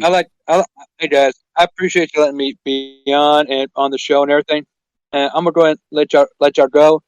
I'm gonna head. I'm gonna jump out. Okay. I want to wish everybody a good night and a happy Fourth of Yeah, happy I July 4th to you too, man. Peace out. I appreciate it, Fat Boy. Thanks. See you next So, time. all right, thanks, man. Mm. Mm. Yeah. No. To answer your question though, yeah, I think they're definitely going to be fucking with DeSantis, dude. They already are. The uh the fucking New York Times like a few months ago wrote like this piece that was essentially saying that like DeSantis was like doing a backroom deal with the guy who runs Publix, which is our big grocery chain here. Mm-hmm. And what he was doing was, all he was doing was like making sure that that the vaccine could be like distributed to the elderly first. Now again, I think the vaccine is BS, but it is what it is. He was doing his thing as governor, and yet they made a mountain out of a molehill, basically, trying to discredit him. So, Yeah. Yeah, I feel like, because that's one of those states that really is fighting back the most. Florida is the state that's really fighting back the most. I mean, yeah, Texas. You got your Texas, you got your South Dakota or whatever, but like really, the one state that's fighting back, bar none, ahead of everybody else, is Florida. And the thing it is like other governors like say they're gonna like fucking get rid of critical race theory in schools and whatnot, right? But DeSantis actually fucking did it. He introduced legislation banning critical race theory from schools. Not just that, but he introduced legislation proposing that students be taught anti-communist curriculum. Yeah. In schools here. We don't do that. Yes, I mean shit. That I think that's one of the things that we need to do as well. I think we need to just continue. I know they try to do a little bit of that with Turning Point, and they try to do a little bit of that with PragerU, but I think they need to do it more, and with like a very basic language, so that like even school children could fucking understand it. The problem with PragerU and with TPUSA and really with any of these organizations is, right, they're seen as political organizations, right? So you can someone could fucking argue that, oh, well, it's biased, right? Now, of course, we all know that the school curriculum is biased as fuck towards the left, but nobody does anything about it because it's in the school system, and that's what we need to do. We need to do what they do and just start like putting our stuff into the school system without labeling it as like fucking Turning Point or Yale or YAF or PragerU. It should be its own thing. I feel like the video, like there should be like videos that should be their own thing, right? But it breaks it down, almost Khan Academy like, where it's like this is communism. This is why it's bad. Break it down, rebut everything like that. All the arguments that they have, and I mean that's what that is kind of what PragerU was in the beginning, right? Yeah. When it first started, like PragerU back before it became like an actual like student organization, it was like a really good thing, and then Will Whitlock came in and he kind of like he became their big personality. And I mean, I wouldn't say like it went to shit, but it because it didn't. But really, they kind of changed their focus more or less. So, but yeah, they would have to do that on something like, obviously. I don't know if they would be able to do that on YouTube, because YouTube would probably kill it like the second it showed up. But yeah, well, I mean, you could do it on Rumble, I guess. You could do it on Rumble. I don't know. I mean, yeah, but I mean, who the fuck goes to Rumble, dude? Like, yeah, but I mean, I'm trying to think. Like, you would need it. I mean, you would. Odyssey is kind of the growing alternative platform now. So yeah, they are too. I mean, you just need a platform where you can handle like viewership at that level. Yeah. Well, And then just continue because I mean, the thing is, if you put videos that challenge the logic, and it's not hard to do, challenging the left's logic is not hard to do. no, So, but you have to do it's that, really not. and so it's part of what, like with PragerU, it starts getting very like they start getting too complex for the majority of the population. Like, I understand it, Right. but I'm really fucking smart. Like, most of the people, like, yeah, like, you know what I'm saying? Like we're all college educated. We're all like, like there's, but they're going, but the problem is these critical race theory fuckers are going younger. So now we're going to have to go younger. Well, and it's not just that too, right? I'll take a step further. Mm-hmm. Like you and I and Sean and Alex and Mm-hmm. Apex and Johnny and all of the people we associate with were kind of into politics to begin with, right? We're we talk about politics and comments like kind of for fun too. Even though the subject matter is always fun, but Mm-hmm. regardless, and the left is just going after people who don't really care about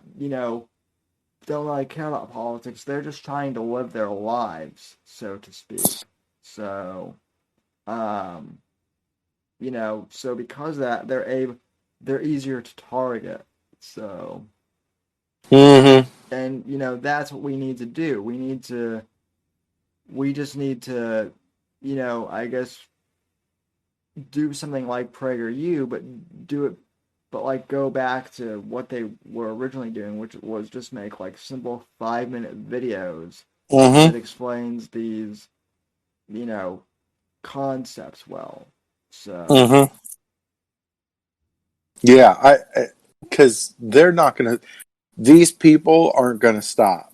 They're and not going to stop. and also like have one guy or have like a staff do it consistently instead of like bringing in all like instead of being like all these like conservative YouTubers like Mm-hmm. Steven Crowder, and whatnot, because and not to call it Crowder specifically, but I think it really kind of like Steven demonstrates. Crowder's okay. Ben Shapiro is probably I would say probably the worst one, just because he talks really fast. It's really, really fast, and you can Yeah, barely understand because he talks really, really fast. And like, so I mean, it's not. I don't know, and he's not really like your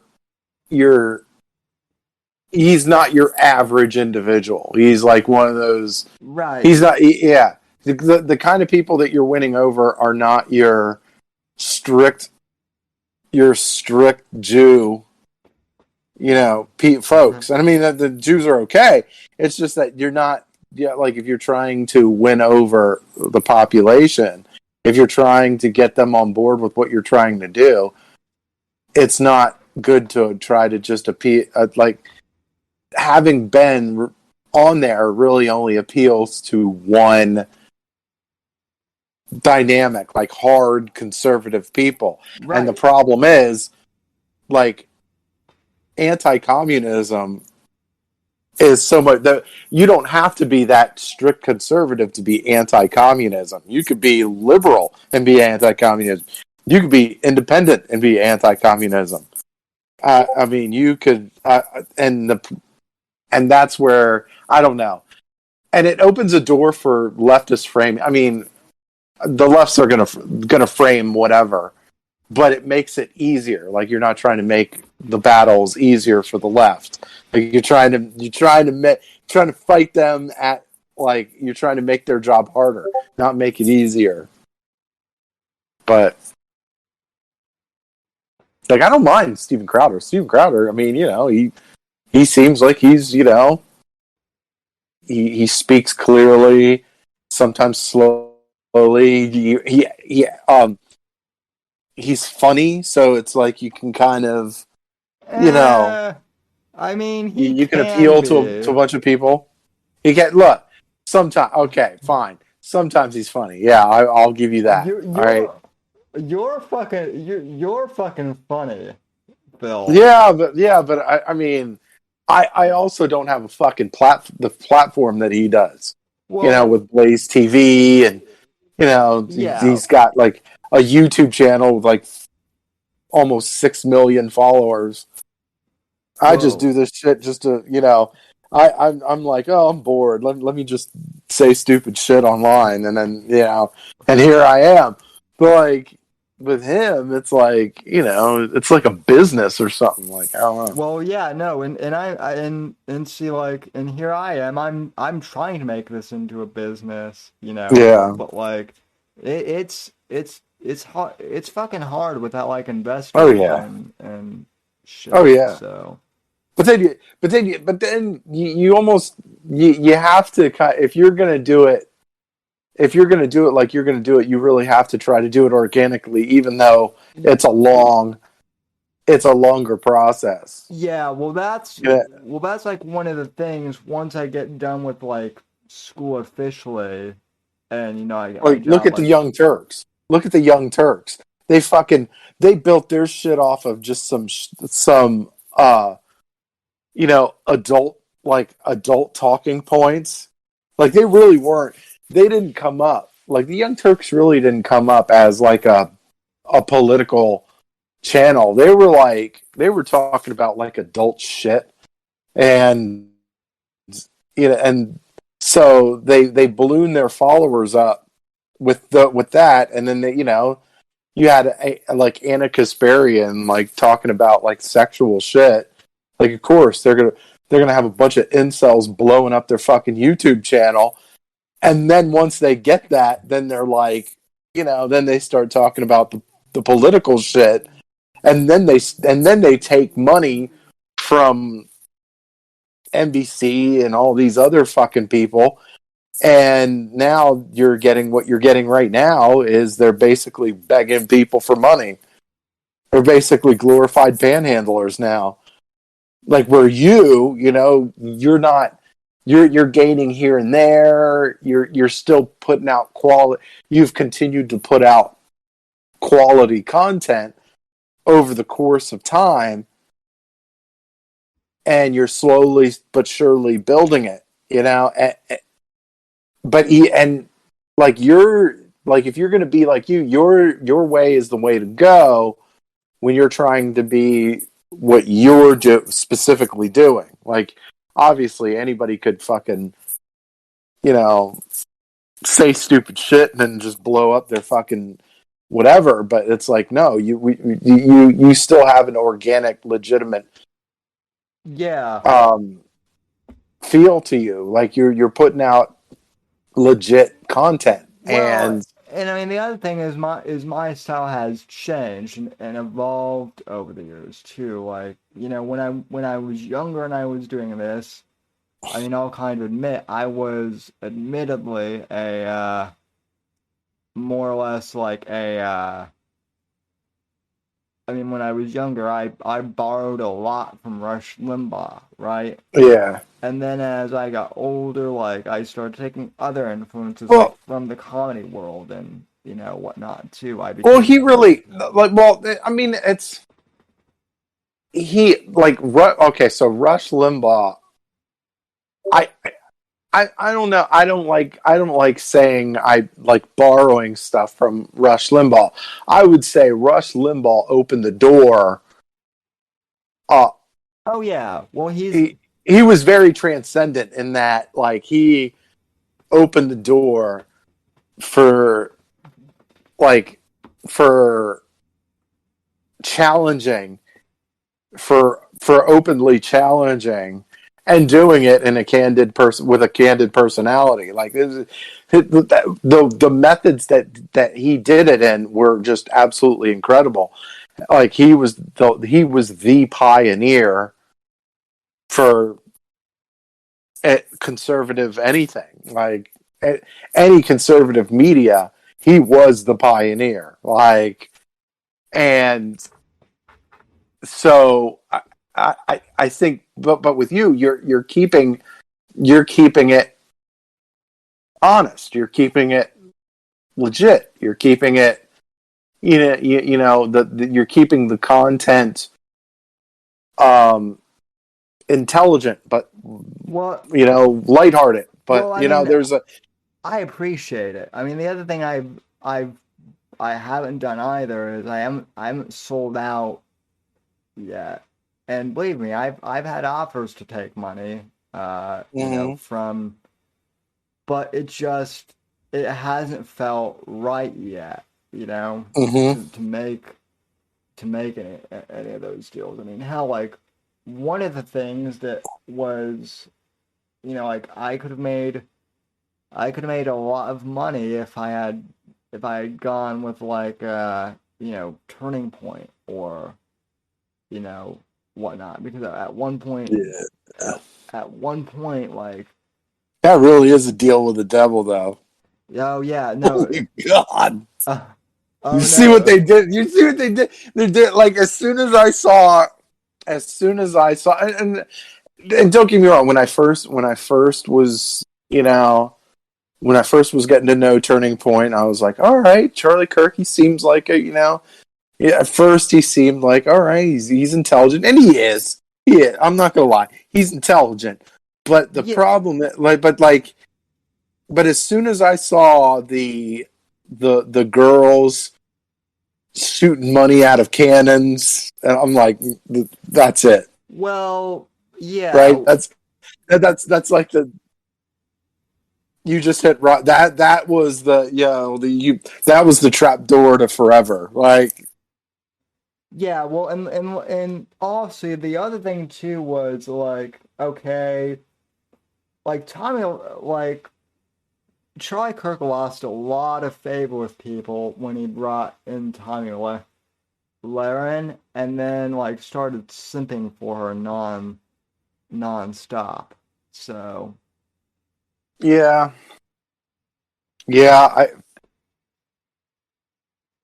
I don't know. I was never that big of a fan of Tommy Laren.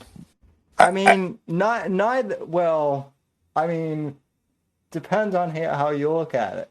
In the looks department, I'm not. Yeah. I let me put it this way. I wouldn't kick her out of bed, but yeah. I mean, look, that's that. But she can't debate her way out of a paper bag. The fact that she couldn't even debate Anna Kasparian, which was like bad. Like she went up against Anna Kasparian, and she was barely holding her own against that. Like, look, Anna Kasparian, she's a nut job. If you can't tackle her, like if you can't tackle her, you got problems.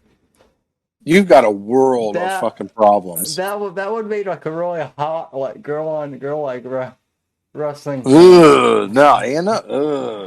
Well, Anna's kind of yikes. Actually, no, you're right. No, you can have that. No, going nowhere. No, you're right. Well, yeah. Well, no. Well, does the left have anyone who's even a look? The Young Turks is simply word porn for the stupid. It really is. Like, yeah, there's not much intelligence coming from the Young Turks. It's like it's like this overly sensationalized garbage. I mean, they got famous because Al Gore found them and gave them a bunch of money back when Al Gore had a TV network, which no one remembers, but that was I like I don't know if you've been I guess the Young Turks have been clashing with Jimmy Dore. And I'll say this about Jimmy Dore. Okay, so I disagree with a lot of what he says, obviously, but I at least respect that he at least Wants to have he wants to have an intelligent conversation, and he at least brings valid points to whatever it is he's trying to argue. Like, I can respect it. That's about as much as I can ask for, right? Well, yeah, dude. Like, and that's kind of my whole philosophy too. I'm not one of these people who, like, there are lots of things I disagree with, the left and liberals on, right? But if you want to, like, if there's a liberal who wants to have, like, a conversation with me on this podcast and isn't going to try and do, like, a whole, oh, gotcha type thing, and just wants to have, like, an honest conversation, like our mutual friend Jeff Hamill, who really does need to come on and debate Dictator Phil. And Jeff, I know you're watching and listening to this, but no, I love I love having conversations with folks. So, but yeah, so I guess this week or these last couple of weeks, Aaron Mate, who's actually a pretty good independent journalist too. Definitely one of my favorite independent journalists. He pointed out the Young Turks as being being very pro-war. Actually, but they've turned into like a pro-war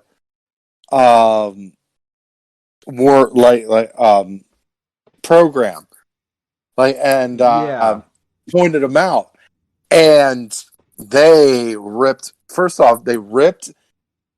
The Young Turks ripped into Aaron Mate.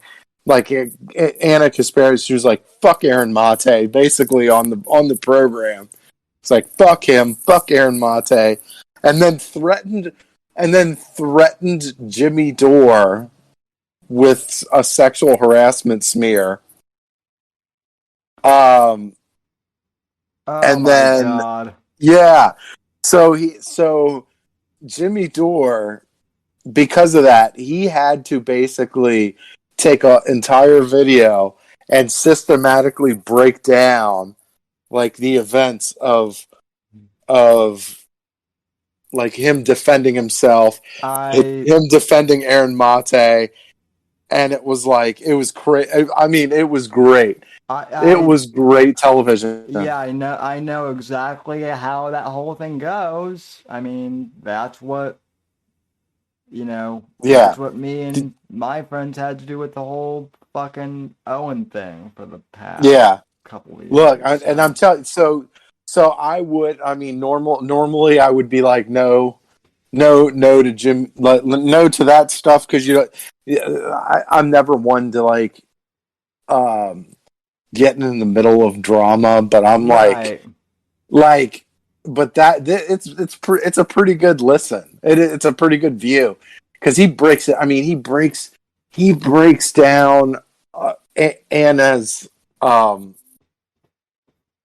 smear, and he talks about, like, because basically she was saying a couple of years ago when Jimmy Dore was actually on the Young Turks, he gave a joke, and he was saying he gave a joke that was like nice news skirt or something like that, because she wore a skirt that was like way too high or whatever, like ridiculously high for somebody that is supposed to be working a fucking newsroom or whatever. But like, so he was like, yeah, and this was like years ago too, and he had apologized for it, whatever, and then it was like, and then she's just now deciding to bring this shit up, where it's like, well, okay, so he had to defend himself, and now, because he did, it makes them look way worse. And I mean, it's just, yeah. I mean, the Young Turks are just a fucking mess now. I mean, they really are. They are. I mean, but this is what I'm saying. With you, you're doing it natural. You're doing your program naturally, whereas the Young Turks, they blew themselves up with hot garbage, and then cashed out, and now they're, you know. Well, and see, this is my theory with Charlie Kirk, right? Uh-huh. Because see, I was explaining this to Sean the other Mm-hmm. day, but back when back when Turning Point first started, I was still back in college. I was still in high school uh, when Turning Point first started. Mm-hmm. Now I was a senior in high school and I was getting ready to graduate. But Mm-hmm. I actually remember that someone I can't remember who it is now, but someone basically like messaged me on Facebook and told me about Mm-hmm. Turning Point. And long story short, I ended up in a phone call with Charlie Kirk, Mm. and he and I talked for about um probably about like a good hour. And I'll admit I liked the guy at first. Mm-hmm. He was an Eagle Scout. Like he and I seemed to have like a lot of things in common. And he told me like what he was doing with Turning Point, and and their whole thing back then was like free markets and economics. Well, Mm-hmm. I've never really been an economic guy, so that's not my thing. Pop culture, has always been my thing, the culture war. And so I told him, I said, I'd love to come on, but like free markets isn't really my specialty, and also I'm moving to Florida, in a couple months here, from Colorado, so I'll be busy, and I'm not really sure what what's going to be going on, but so I don't really want to say I turned him down, but I essentially did. And so like when the organization first started, they seemed to be pretty good. And then once they got like they kind of stayed, it's kind of difficult to explain because Turning Point was kind of they were always conservative, right? But they were also Mm-hmm. always they didn't really pick candidates or endorse candidates really. Mm-hmm. It seemed. And then once Trump came in and Donald Trump Jr. basically gave them money to do the whole to basically like endorsement, they started getting Trump money. Then that's when things really changed, and Charlie became a big celebrity, overnight. And like honestly, I think what happened with Charlie and what happened with Turning Point is what happens to a lot of these organizations where they kind of get famous overnight, and it kind of goes to their head. So Mm-hmm. Yeah. Yeah, I definitely feel like that would probably be something too. There was something very odd when he went to Penn State. There was definitely something odd with him. yeah, Like he was like, I remember him coming out, like when the event started. I remember him coming out, and I think he didn't get the reception that he wanted. So he was like, and he started um, saying, like, he started doing the hand wave of like, come on, get up, like oh, almost in a rude fashion. oh Like yeah, I'm like, what? No, he kind of started doing Jeb Bush's "Please Clap" thing, yeah, right? please Yeah. clap. Yeah, it's like no, Oh I'm yeah. here.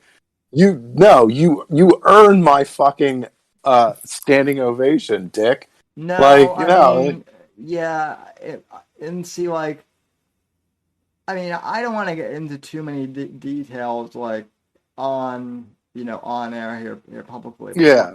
but what I can say is, like, okay, the Charlie Kirk, the Charlie Kirk that I talked to, like, a, the Charlie I talked to, like, almost 8 years ago, Hmm. is not the same guy who Yeah. is out there I kind of get that. is out there I kind of, is out there yeah. now. So, anytime someone asks me like any rumors about like, and like the thing is, it's like I only spoke to him on the phone like maybe, maybe like a couple times, like maybe 5 or 6 times. So like I never really you know, like I never like knew the guy like, as like a friend. But like, we were acquaintances and you know, but like Yeah.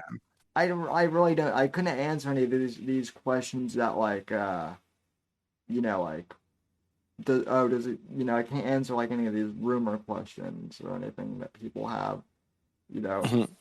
sped on. I don't really know anymore. So But by the way, you know who I feel like? I feel like Dave Landau is a star in the making. I mean, he's already kind of like a star. Like he's the comedian with Steven Crowder. He was with Compound Lumia, Media. yeah, Um, I mean, he's fantastic. There was one time where he took over a Steven Crowder show, and I was I probably I laughing harder at that show than I was with Steven Crowder. And I mean, he was just I hilarious. And it was off the cuff too. It was just off the cuff humor, and it was incredible. I saw that. Um, Yeah, that one wasn't that I saw that one, and that one was like that was one of the first that was like the first time in a long time that I enjoyed Crowder. So Yeah, Crowder you too know. Crowder too is another guy who like when he started out seemed like a pretty good guy, right? And that Hmm. like back in the early days of the podcast, um, it wasn't like funny like the type of funny I like, which is like kind of edgy like Sam Kinison, Louis C.K. Hmm. But I mean, it was funny for like terrestrial radio. And then once he got like super big, then that was when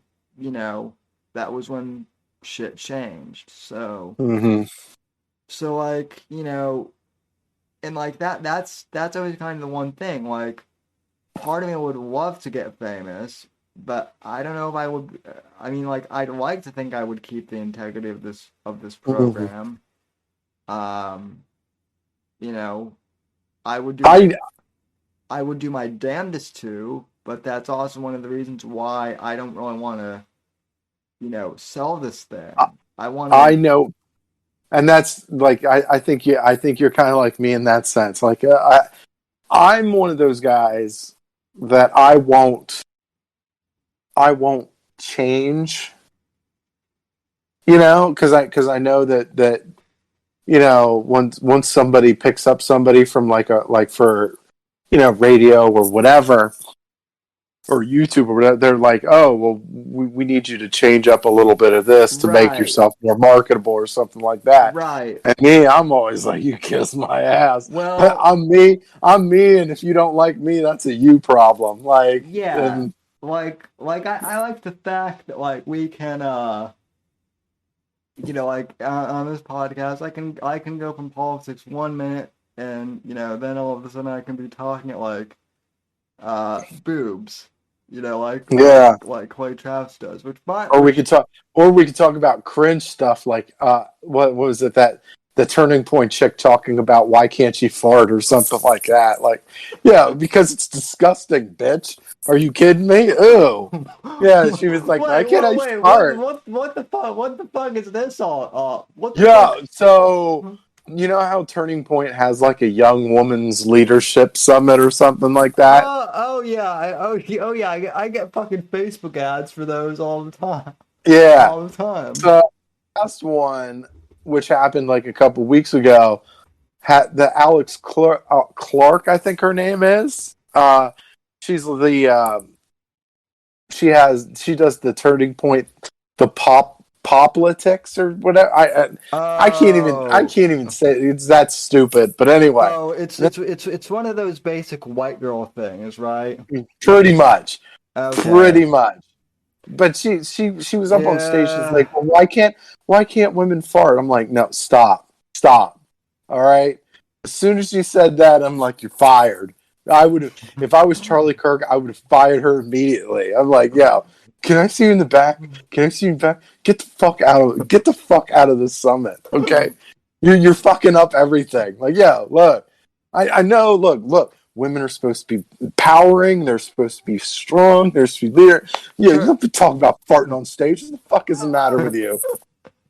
Are you out of your mind? Jesus. Farting. Jesus Christ. Oh Yeah, my God. why can't I fart? Like, what are you talking about? What the hell? Yeah. Yeah, and what does that have to do with young women's leadership of anything? Like, what the hell? Well, it's also like, I'm sorry, but like I thought that, like the whole uh and this is a really fucking unpopular opinion. And Uh-huh. I've gotten blocked by like a lot of quote unquote conservative women for saying this, right? But like the whole idea of like, of like conservative women is kind of like being, like anti, left wing feminist, right? So then why the fuck do they feel the need to like make a big deal about being a conservative woman, or like some of them even go so far and I'm not going to name names, but if you follow my Twitter timeline, you can probably figure out who I'm talking about. But there was this one chick I used to follow who claimed to be a conservative, but would also talk like how rape culture is a big problem. And it's like, Yeah. no. No, you can't have your cake and eat it too. Like, you need to, like, if you're, yeah, trad thought is like a real thing. Like, Yeah. you have so many of these women who are like, I'm a conservative woman, I'm a strong conservative woman, and they're bigger freaks than the fucking people on the left. Like, like, you're a bigger freak than the fucking pink-haired lesbian. That's See, like, see, like, and again, I know this is going to be like, I know this is going to be fucking controversial, but like, yeah, I don't mind, like, I don't mind Brandy Love because yeah, Brandy Love is a porn star, but like, she's kind of open about it, like. But then there are like these trap. The thing that bothers me the most is there are like these trap thoughts who are like, porn is bad, and like masturbation is bad, and like women just need to start, families. Meanwhile, you look into them and you find out that they're into like all sorts of, like deviant, kinky shit. Which is like, I guess it's their thing. Like live and let live, but like just stop being fucking hypocrites about it. mm-hmm, That's my whole thing. So mm-hmm, yeah, yeah.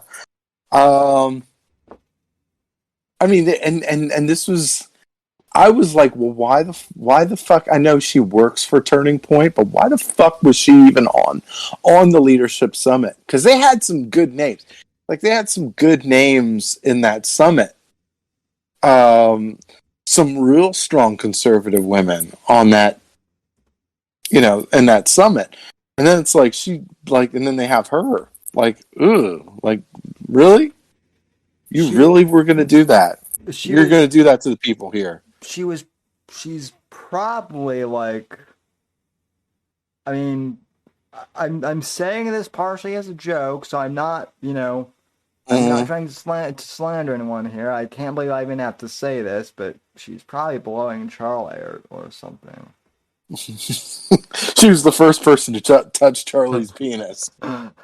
Well, oh my god, it was so amazing.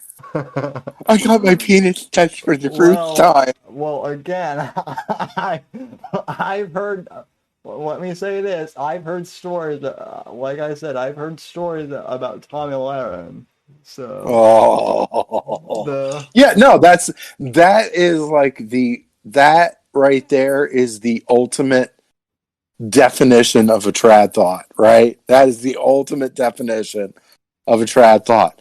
This woman that is like all claiming to be conservative, claiming to be all this shit, and then she's like, and then she goes on The View, and it's like, it's my body, it's my choice. Like, what the fuck, man? And then she talks about just ridiculous shit, and then, like, there was one thing where she did on Twitter where she was like talking bad about men or something like that. Yeah, yeah, I caught it's that. you.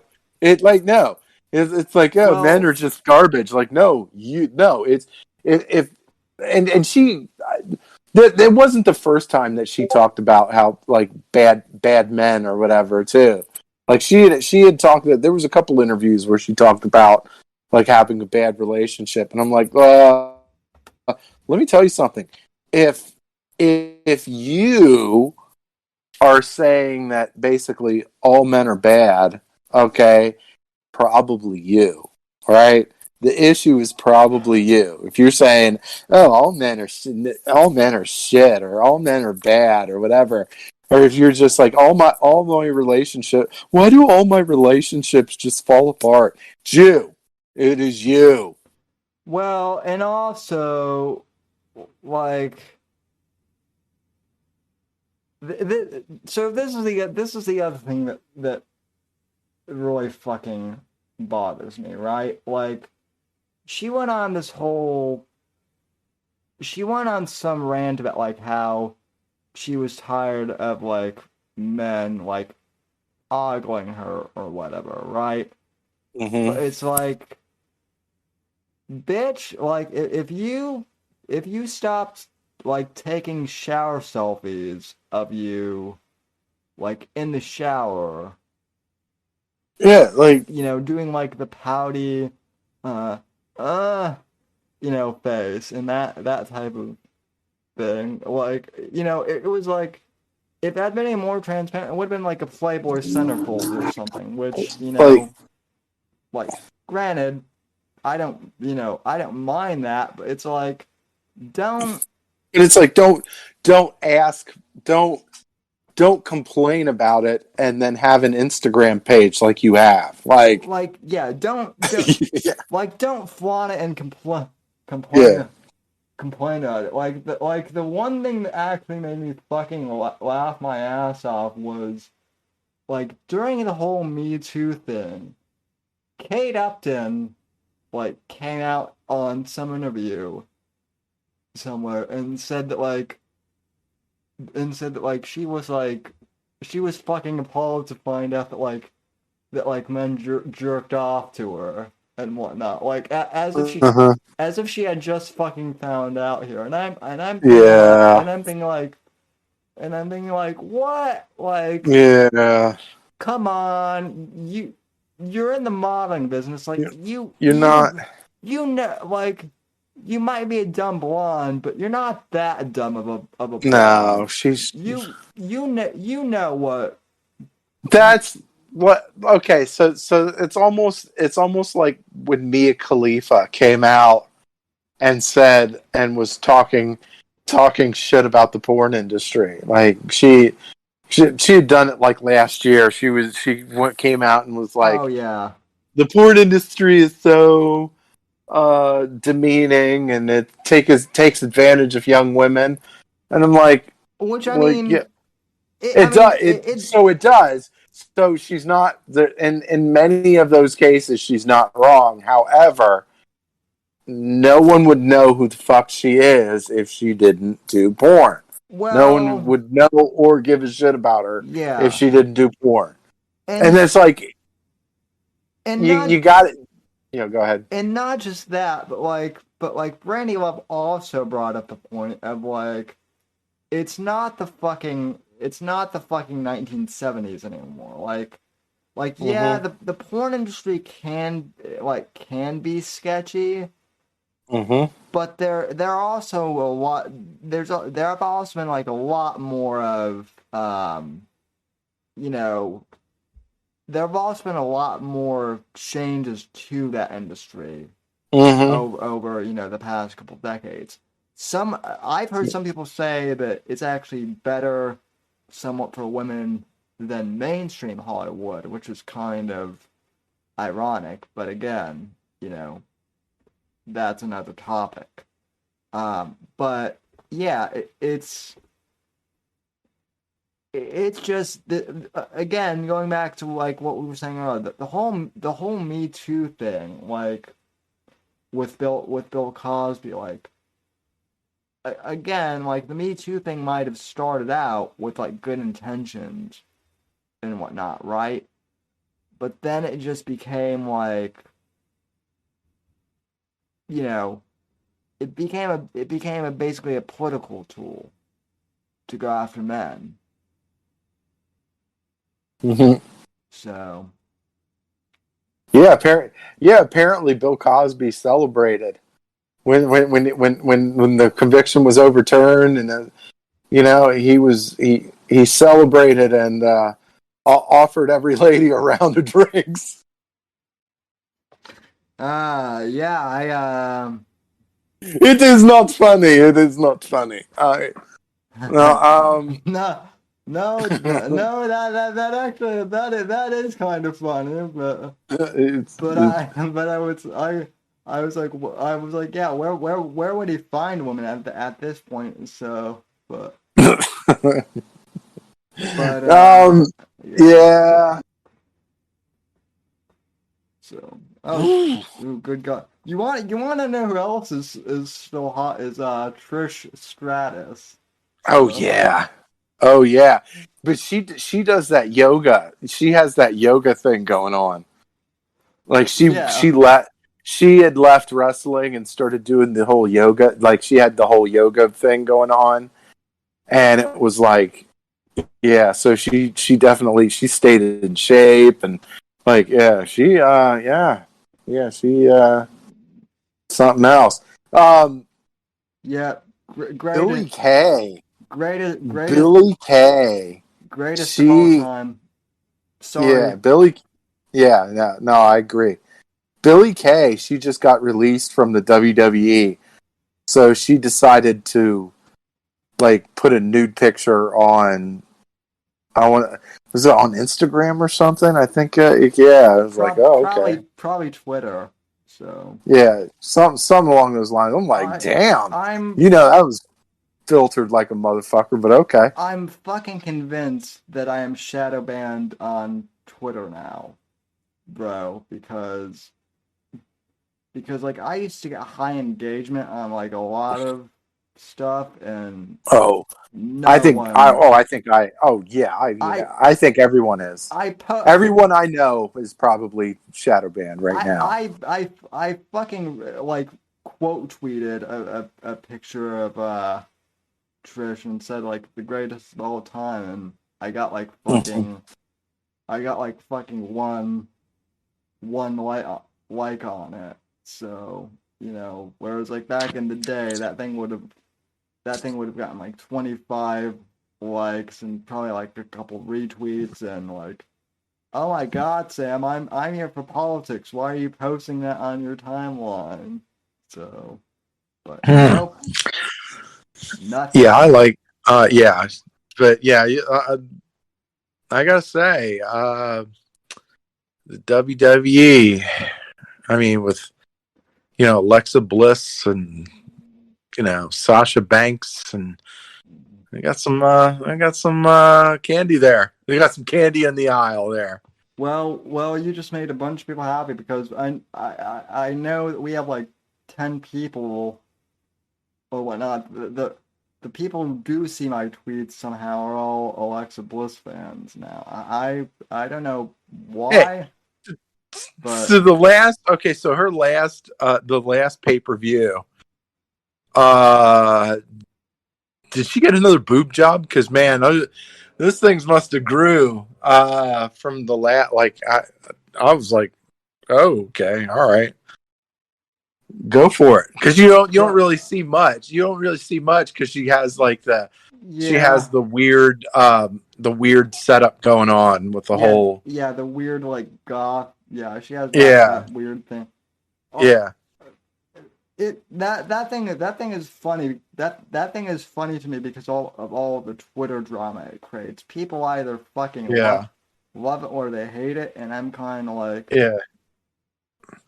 of like it's a fucking fictional storyline. Yeah. Who gives a Now, fuck? So okay. So there's a couple of them that they have overdone, like the WWE has overdone, oh yeah, like the zombies in the ring. Like, that was stupid. Like that there was a zombie lumberjack match or something like that. It was like where they had zombies because they were trying to promote the zombie thing that Batista was in on Netflix.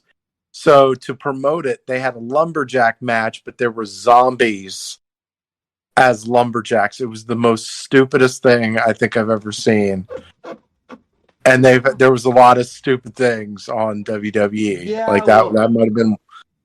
Yeah, well, that was during the time when when everyone was doing fucking when when like The Walking Dead was a huge thing and like everyone was fucking like doing zombies and it got and it just got like blew the fuck out, right? It, it was not, but yeah, and they do stupid stuff, and I feel like they like WWE creative is just not very good. It's very bland.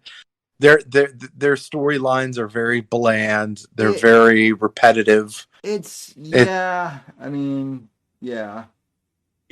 I think they probably have children writing their storylines.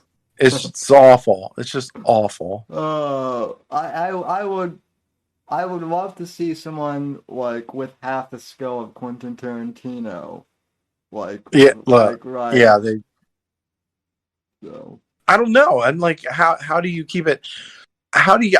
There was also there was also something that I was looking at that was asking, like, is WWE trying to is Vince McMahon trying to sell WWE? Because they've been letting go of a ton of people.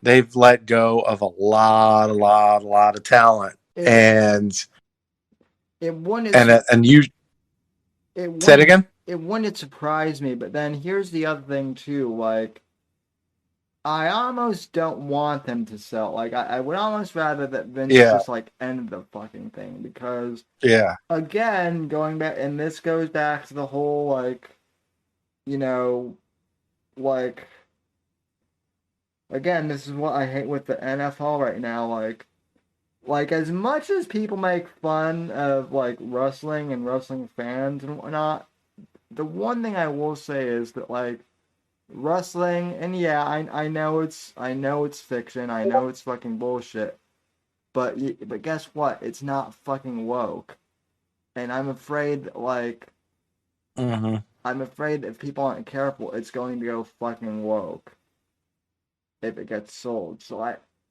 So I would rather that Vince just like shuts the thing down and says after, you know, Well, I uh, think with AEW, a lot of it is I feel like a lot of it focuses more on the wrestling side of it yeah, more than the actual storylines.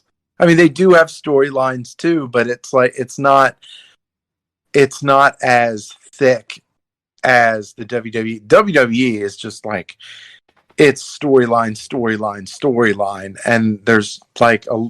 I mean, they do have athletes. I mean, they do have athletes on their roster. It's just like it's just so, the storylines are just so thick, and it's like people get sick of it after a while. It's like because yeah. you've been doing storylines for so long. Eventually, it's just the same shit over and over again. It's like, Well, oh my god, so dry. well, I mean, well, basically what it is, as as I've kind of come to understand, is, I mean, it's like superhero comic book type of stuff that they're doing, more or less, essentially in the ring. With the whole heroes and villains thing. So it worked. It was a gimmick, but yeah, it's gotten drawn out. So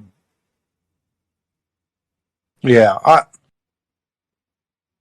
and they've let go of some like the WWE's let go of some pretty talented individuals. Like you're talking about Aleister Black. They let go of Braun Strowman.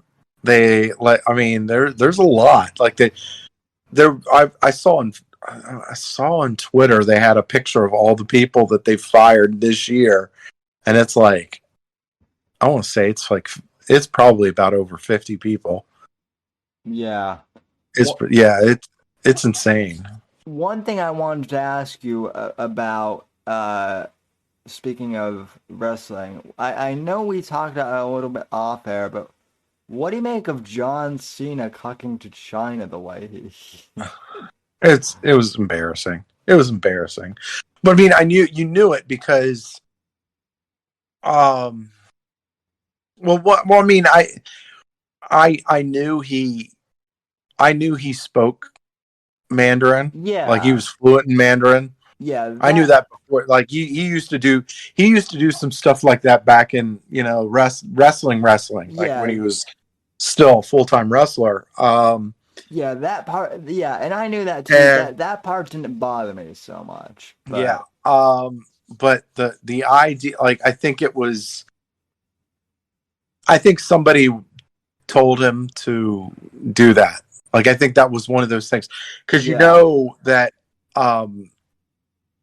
that when the international release of F9 came out, the the opening weekend of that was like 160 some $1 million of gross box office, and like 130 plus million of that came from China. yeah. I'm sorry, but like, are the Fast and Furious movies even good anymore? I feel like, Not really. yeah, Not really. I feel like It's not. I I mean, they used to be. Well, the problem is, like, yeah, the first couple of them, they were cool because they focused a lot on cars, right, yeah. right? Yeah, I mean that was the focus, and now it's more. I mean, it has some nice cars, but it's more storyline more than anything, and it's like, Well, well, well, now it's just become like fucking ridiculous. Like, you know, like like they're driving fucking cars through like office buildings and like fucking shit. Like, geez, I got like, yeah. It's like, God, man, why'd they have to take Paul Walker? Why couldn't Vin Diesel be the one that fucking yeah, you and Gavin McGinnis both have that. God, what an That awful, I mean, just an awful actor too. I mean, just there there awful. there was a Facebook live stream once where he literally says like 8 times, I'm doing a Facebook Live. I'm doing a Facebook Live. I'm doing a Oh Facebook no. Live. Yeah. It's like, dude, are you having a fucking stroke or what? He's yeah. I don't know. I Yeah. I feel He like yeah. Apparently he had to go on stilts just to match up with The Rock because they had his little fight scene with The Rock, and like apparently he had to have like raised shoe, like he had to have altered raised shoes so he could kind Oh of yeah. sort of like match up size wise to The Rock. Yeah, I mean, and I know that that was like a whole thing of like, oh my God, Vin Diesel versus The Rock. It's so, and I was kind of like, meh, whatever. I can take it or leave it. Yeah. So maybe it's just, maybe it's just my. I mean, I, I am old enough to remember when The Rock, was a big deal when he first, kind of came out, but. I don't know. I feel like The Rock has definitely become Mr. Hollywood completely. Mm-hmm. You know, Oh, definitely, definitely. he's definitely sold out. I mean, and it's a crying shame because he he was one of Gina Carano's influences. I know, which by the way, that woman is Yeah, smoking. yeah, So yeah, yeah. She's a smoker. She is definitely man. I don't know. I mean, there's just like I also look at I look at Ronda Rousey like her time in the WWE. I'm like, uh, I felt like they messed up her career up too. Like yeah. they gave her way too much, way too soon. What like they didn't really they didn't really give her a good enough storyline. Like not that they would have done a good job anyway, but like it was just way too much too fast, and it was like they didn't let her wrestling character develop. I don't know, whatever. Ronda Rousey, I feel like is one of those individuals where like she got like really famous really fast, and then And then she and then she then her loss. and then she fell from grace almost as Yeah, fast as she. but it was like and it was like it really was a terrible job. The WWE did a really terrible job, and it was like they had her lose for a Becky Lynch roll up. Basically, I was like, what the hell is this garbage? Like, like it just didn't seem very. I don't know. It was so unappealing. Yeah. I looked at that. That was that WrestleMania. I was like, you gotta be kidding me. I can't wait for somebody to buy this fucking company because it's awful. Like, it's, I don't know. If it wasn't for the if it wasn't for the women, I probably wouldn't even watch that shit at all. Because like, yeah, I mean, again, people think I'm being funny when I say this, and I mean, I do say it humorously, but I'm also not lying when I'm saying the cheerleaders are the only thing keeping me with the NFL at this point. yeah, I mean, seriously, the the the fucking games really.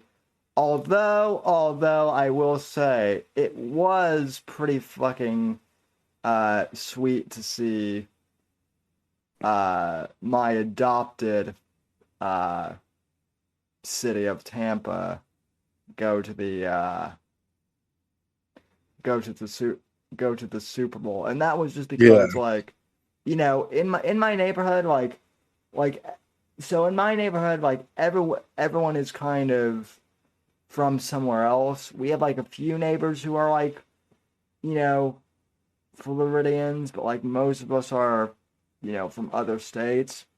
Mm-hmm. But like when Tampa went to the Super Bowl, like fucking everyone in the neighborhood, like we all went to this one guy's big house, and like we were just like all unified. Yeah. Whereas like you know usually like we have little rivalries like within the neighborhood, but I don't know, Yeah. it was just cool. Plus uh Tom Brady, like him or hate him, is one of the greats, if not the greatest of all time. Yeah. So I think, yeah. I mean, like I'm a 49er fan, and I grew up with Joe Montana. And I'm like, yeah, I have to say, Tom Brady, he has to be.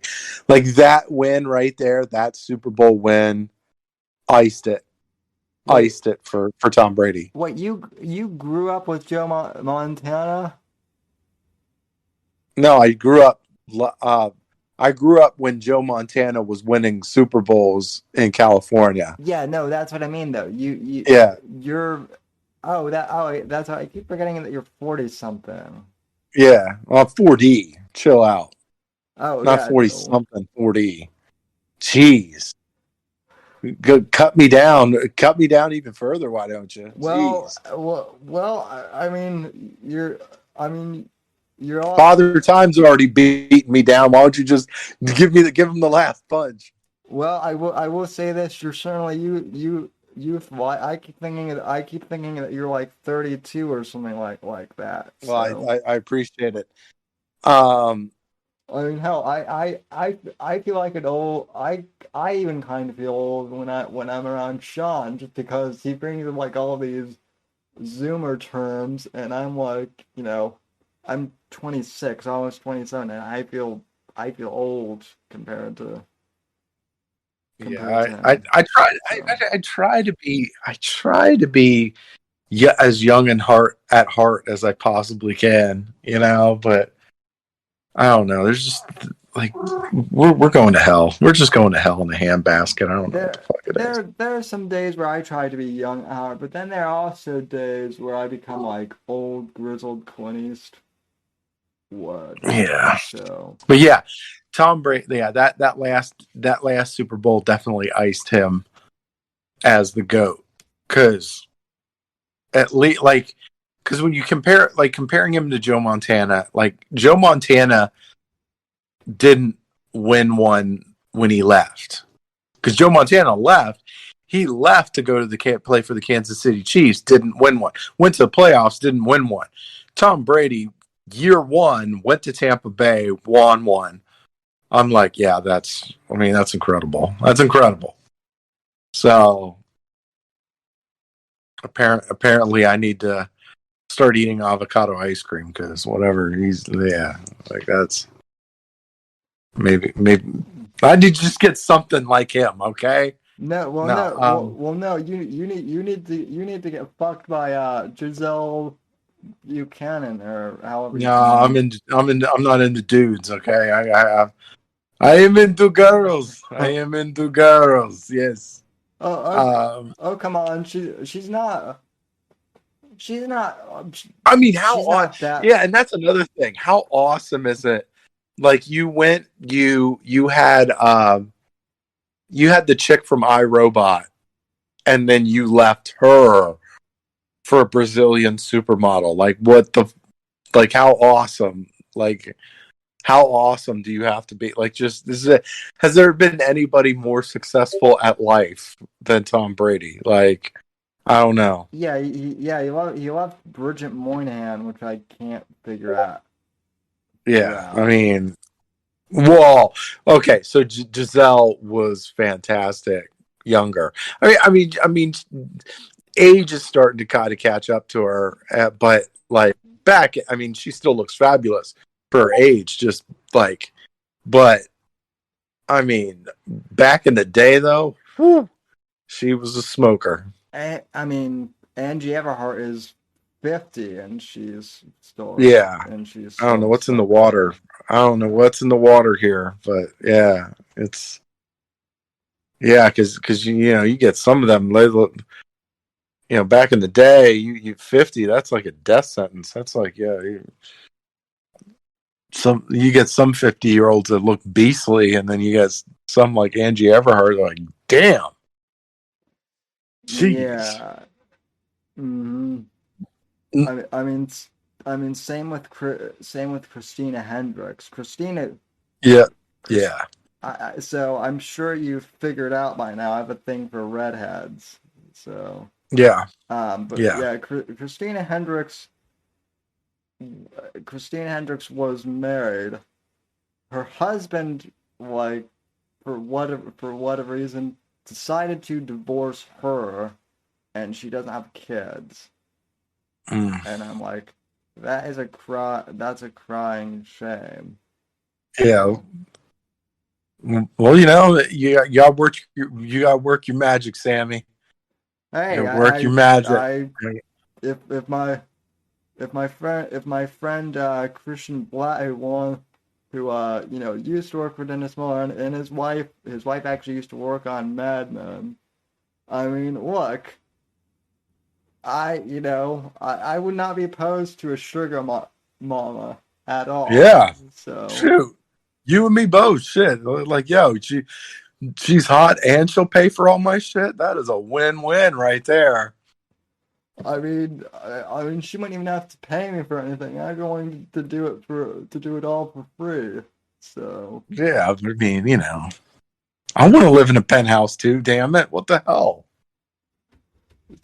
yeah, it would be a lot better than Pennsylvania in the winter.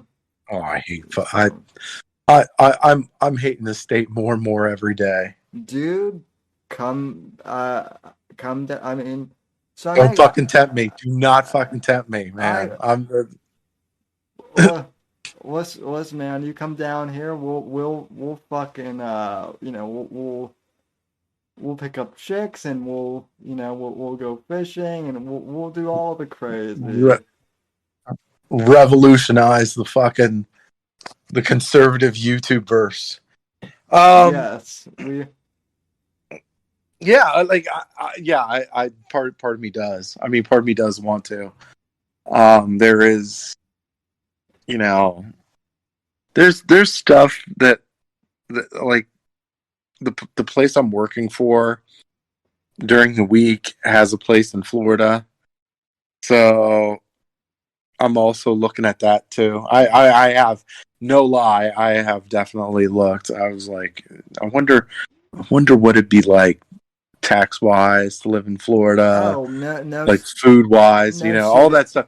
I no, overanalyze everything, no, like when it comes to like moving somewhere. no, But no, no state income tax. yeah, Food here surprisingly can be expensive, but yeah, I mean, that's kind of fucking everywhere now, though. So, um, yeah, I mean, mainly no state income tax yeah, is yeah, we have the greatest amount of like freedom here, like even more definitely, like definitely, even more so than Texas. yeah. That's what kind of surprises me. So, You got and you do have you have the greatest president in our lifetime. He lives down there now, so yeah. So, that do you know the story of how Donald Trump got Mar-a-Lago? By the way, I do, but it's been a long time. uh, Refresh my memory. so the Mar-a-Lago, so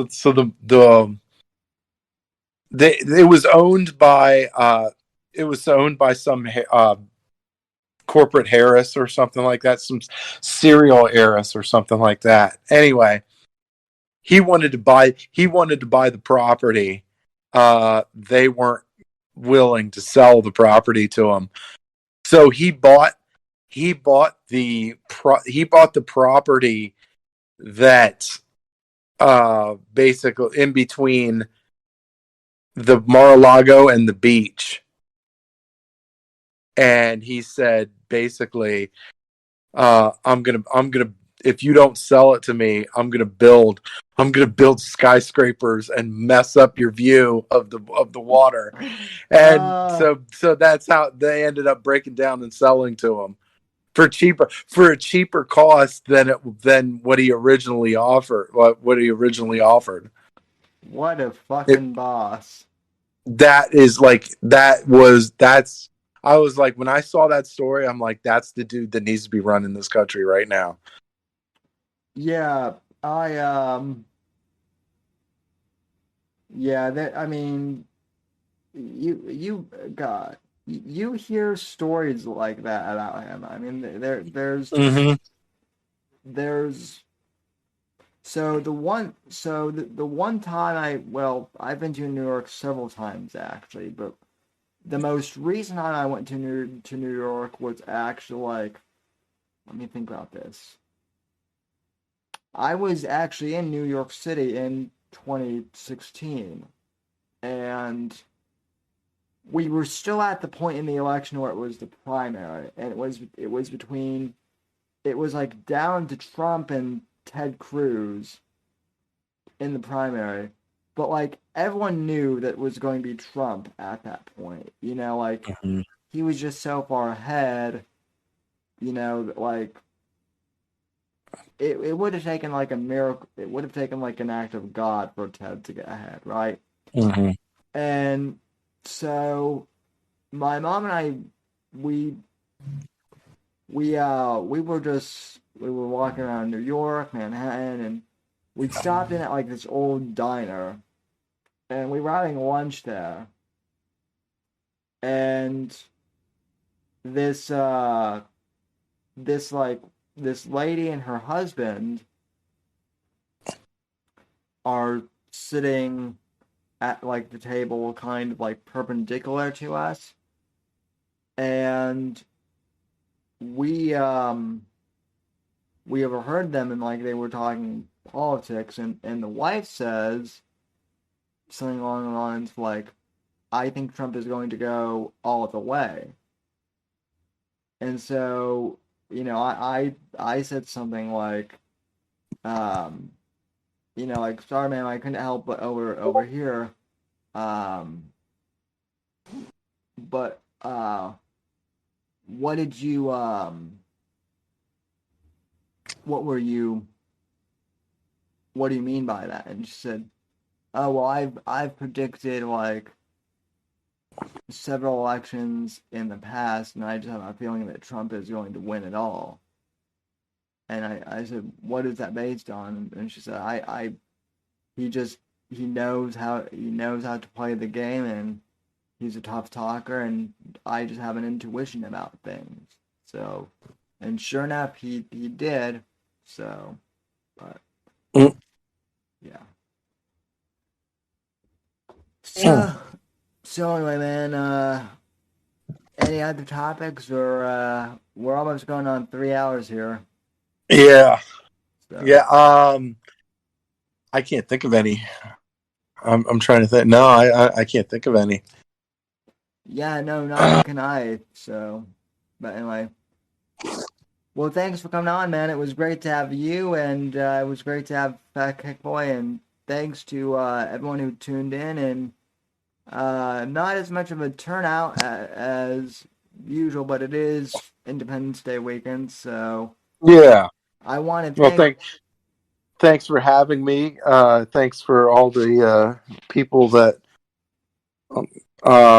listened and were participating. That was nice of y'all. And yeah, I just we'll have to do this again sometime. Yeah, you're welcome. Anytime, man. I might have to poach you from the Versa Boys more. So Yeah, we'll see what they have to say about that one. we'll we'll go some war over you. You'll be Well, you'll be like the girl at prom everyone's fighting over. Only you'll be a lot more useful. So. oh, you are such a charmer. I know I am. So I know I am, sweetie. So, but All right. anyway, folks, thanks for tuning in. Have a happy 4th of July from all us here at NGC Studios, wherever you're listening. And God bless. Good night. God save this great nation. God freedom, democracy in that order. And happy Independence Day, America. God bless. Thanks for listening to The Whitfield Report on the NGC Network. Please visit Sam's website at www.thesamwhitfield.com and support Sam on Patreon at patreon.com/Whitfield Report. Until next time, God bless, God save this great nation, and God, freedom, legacy, in that order.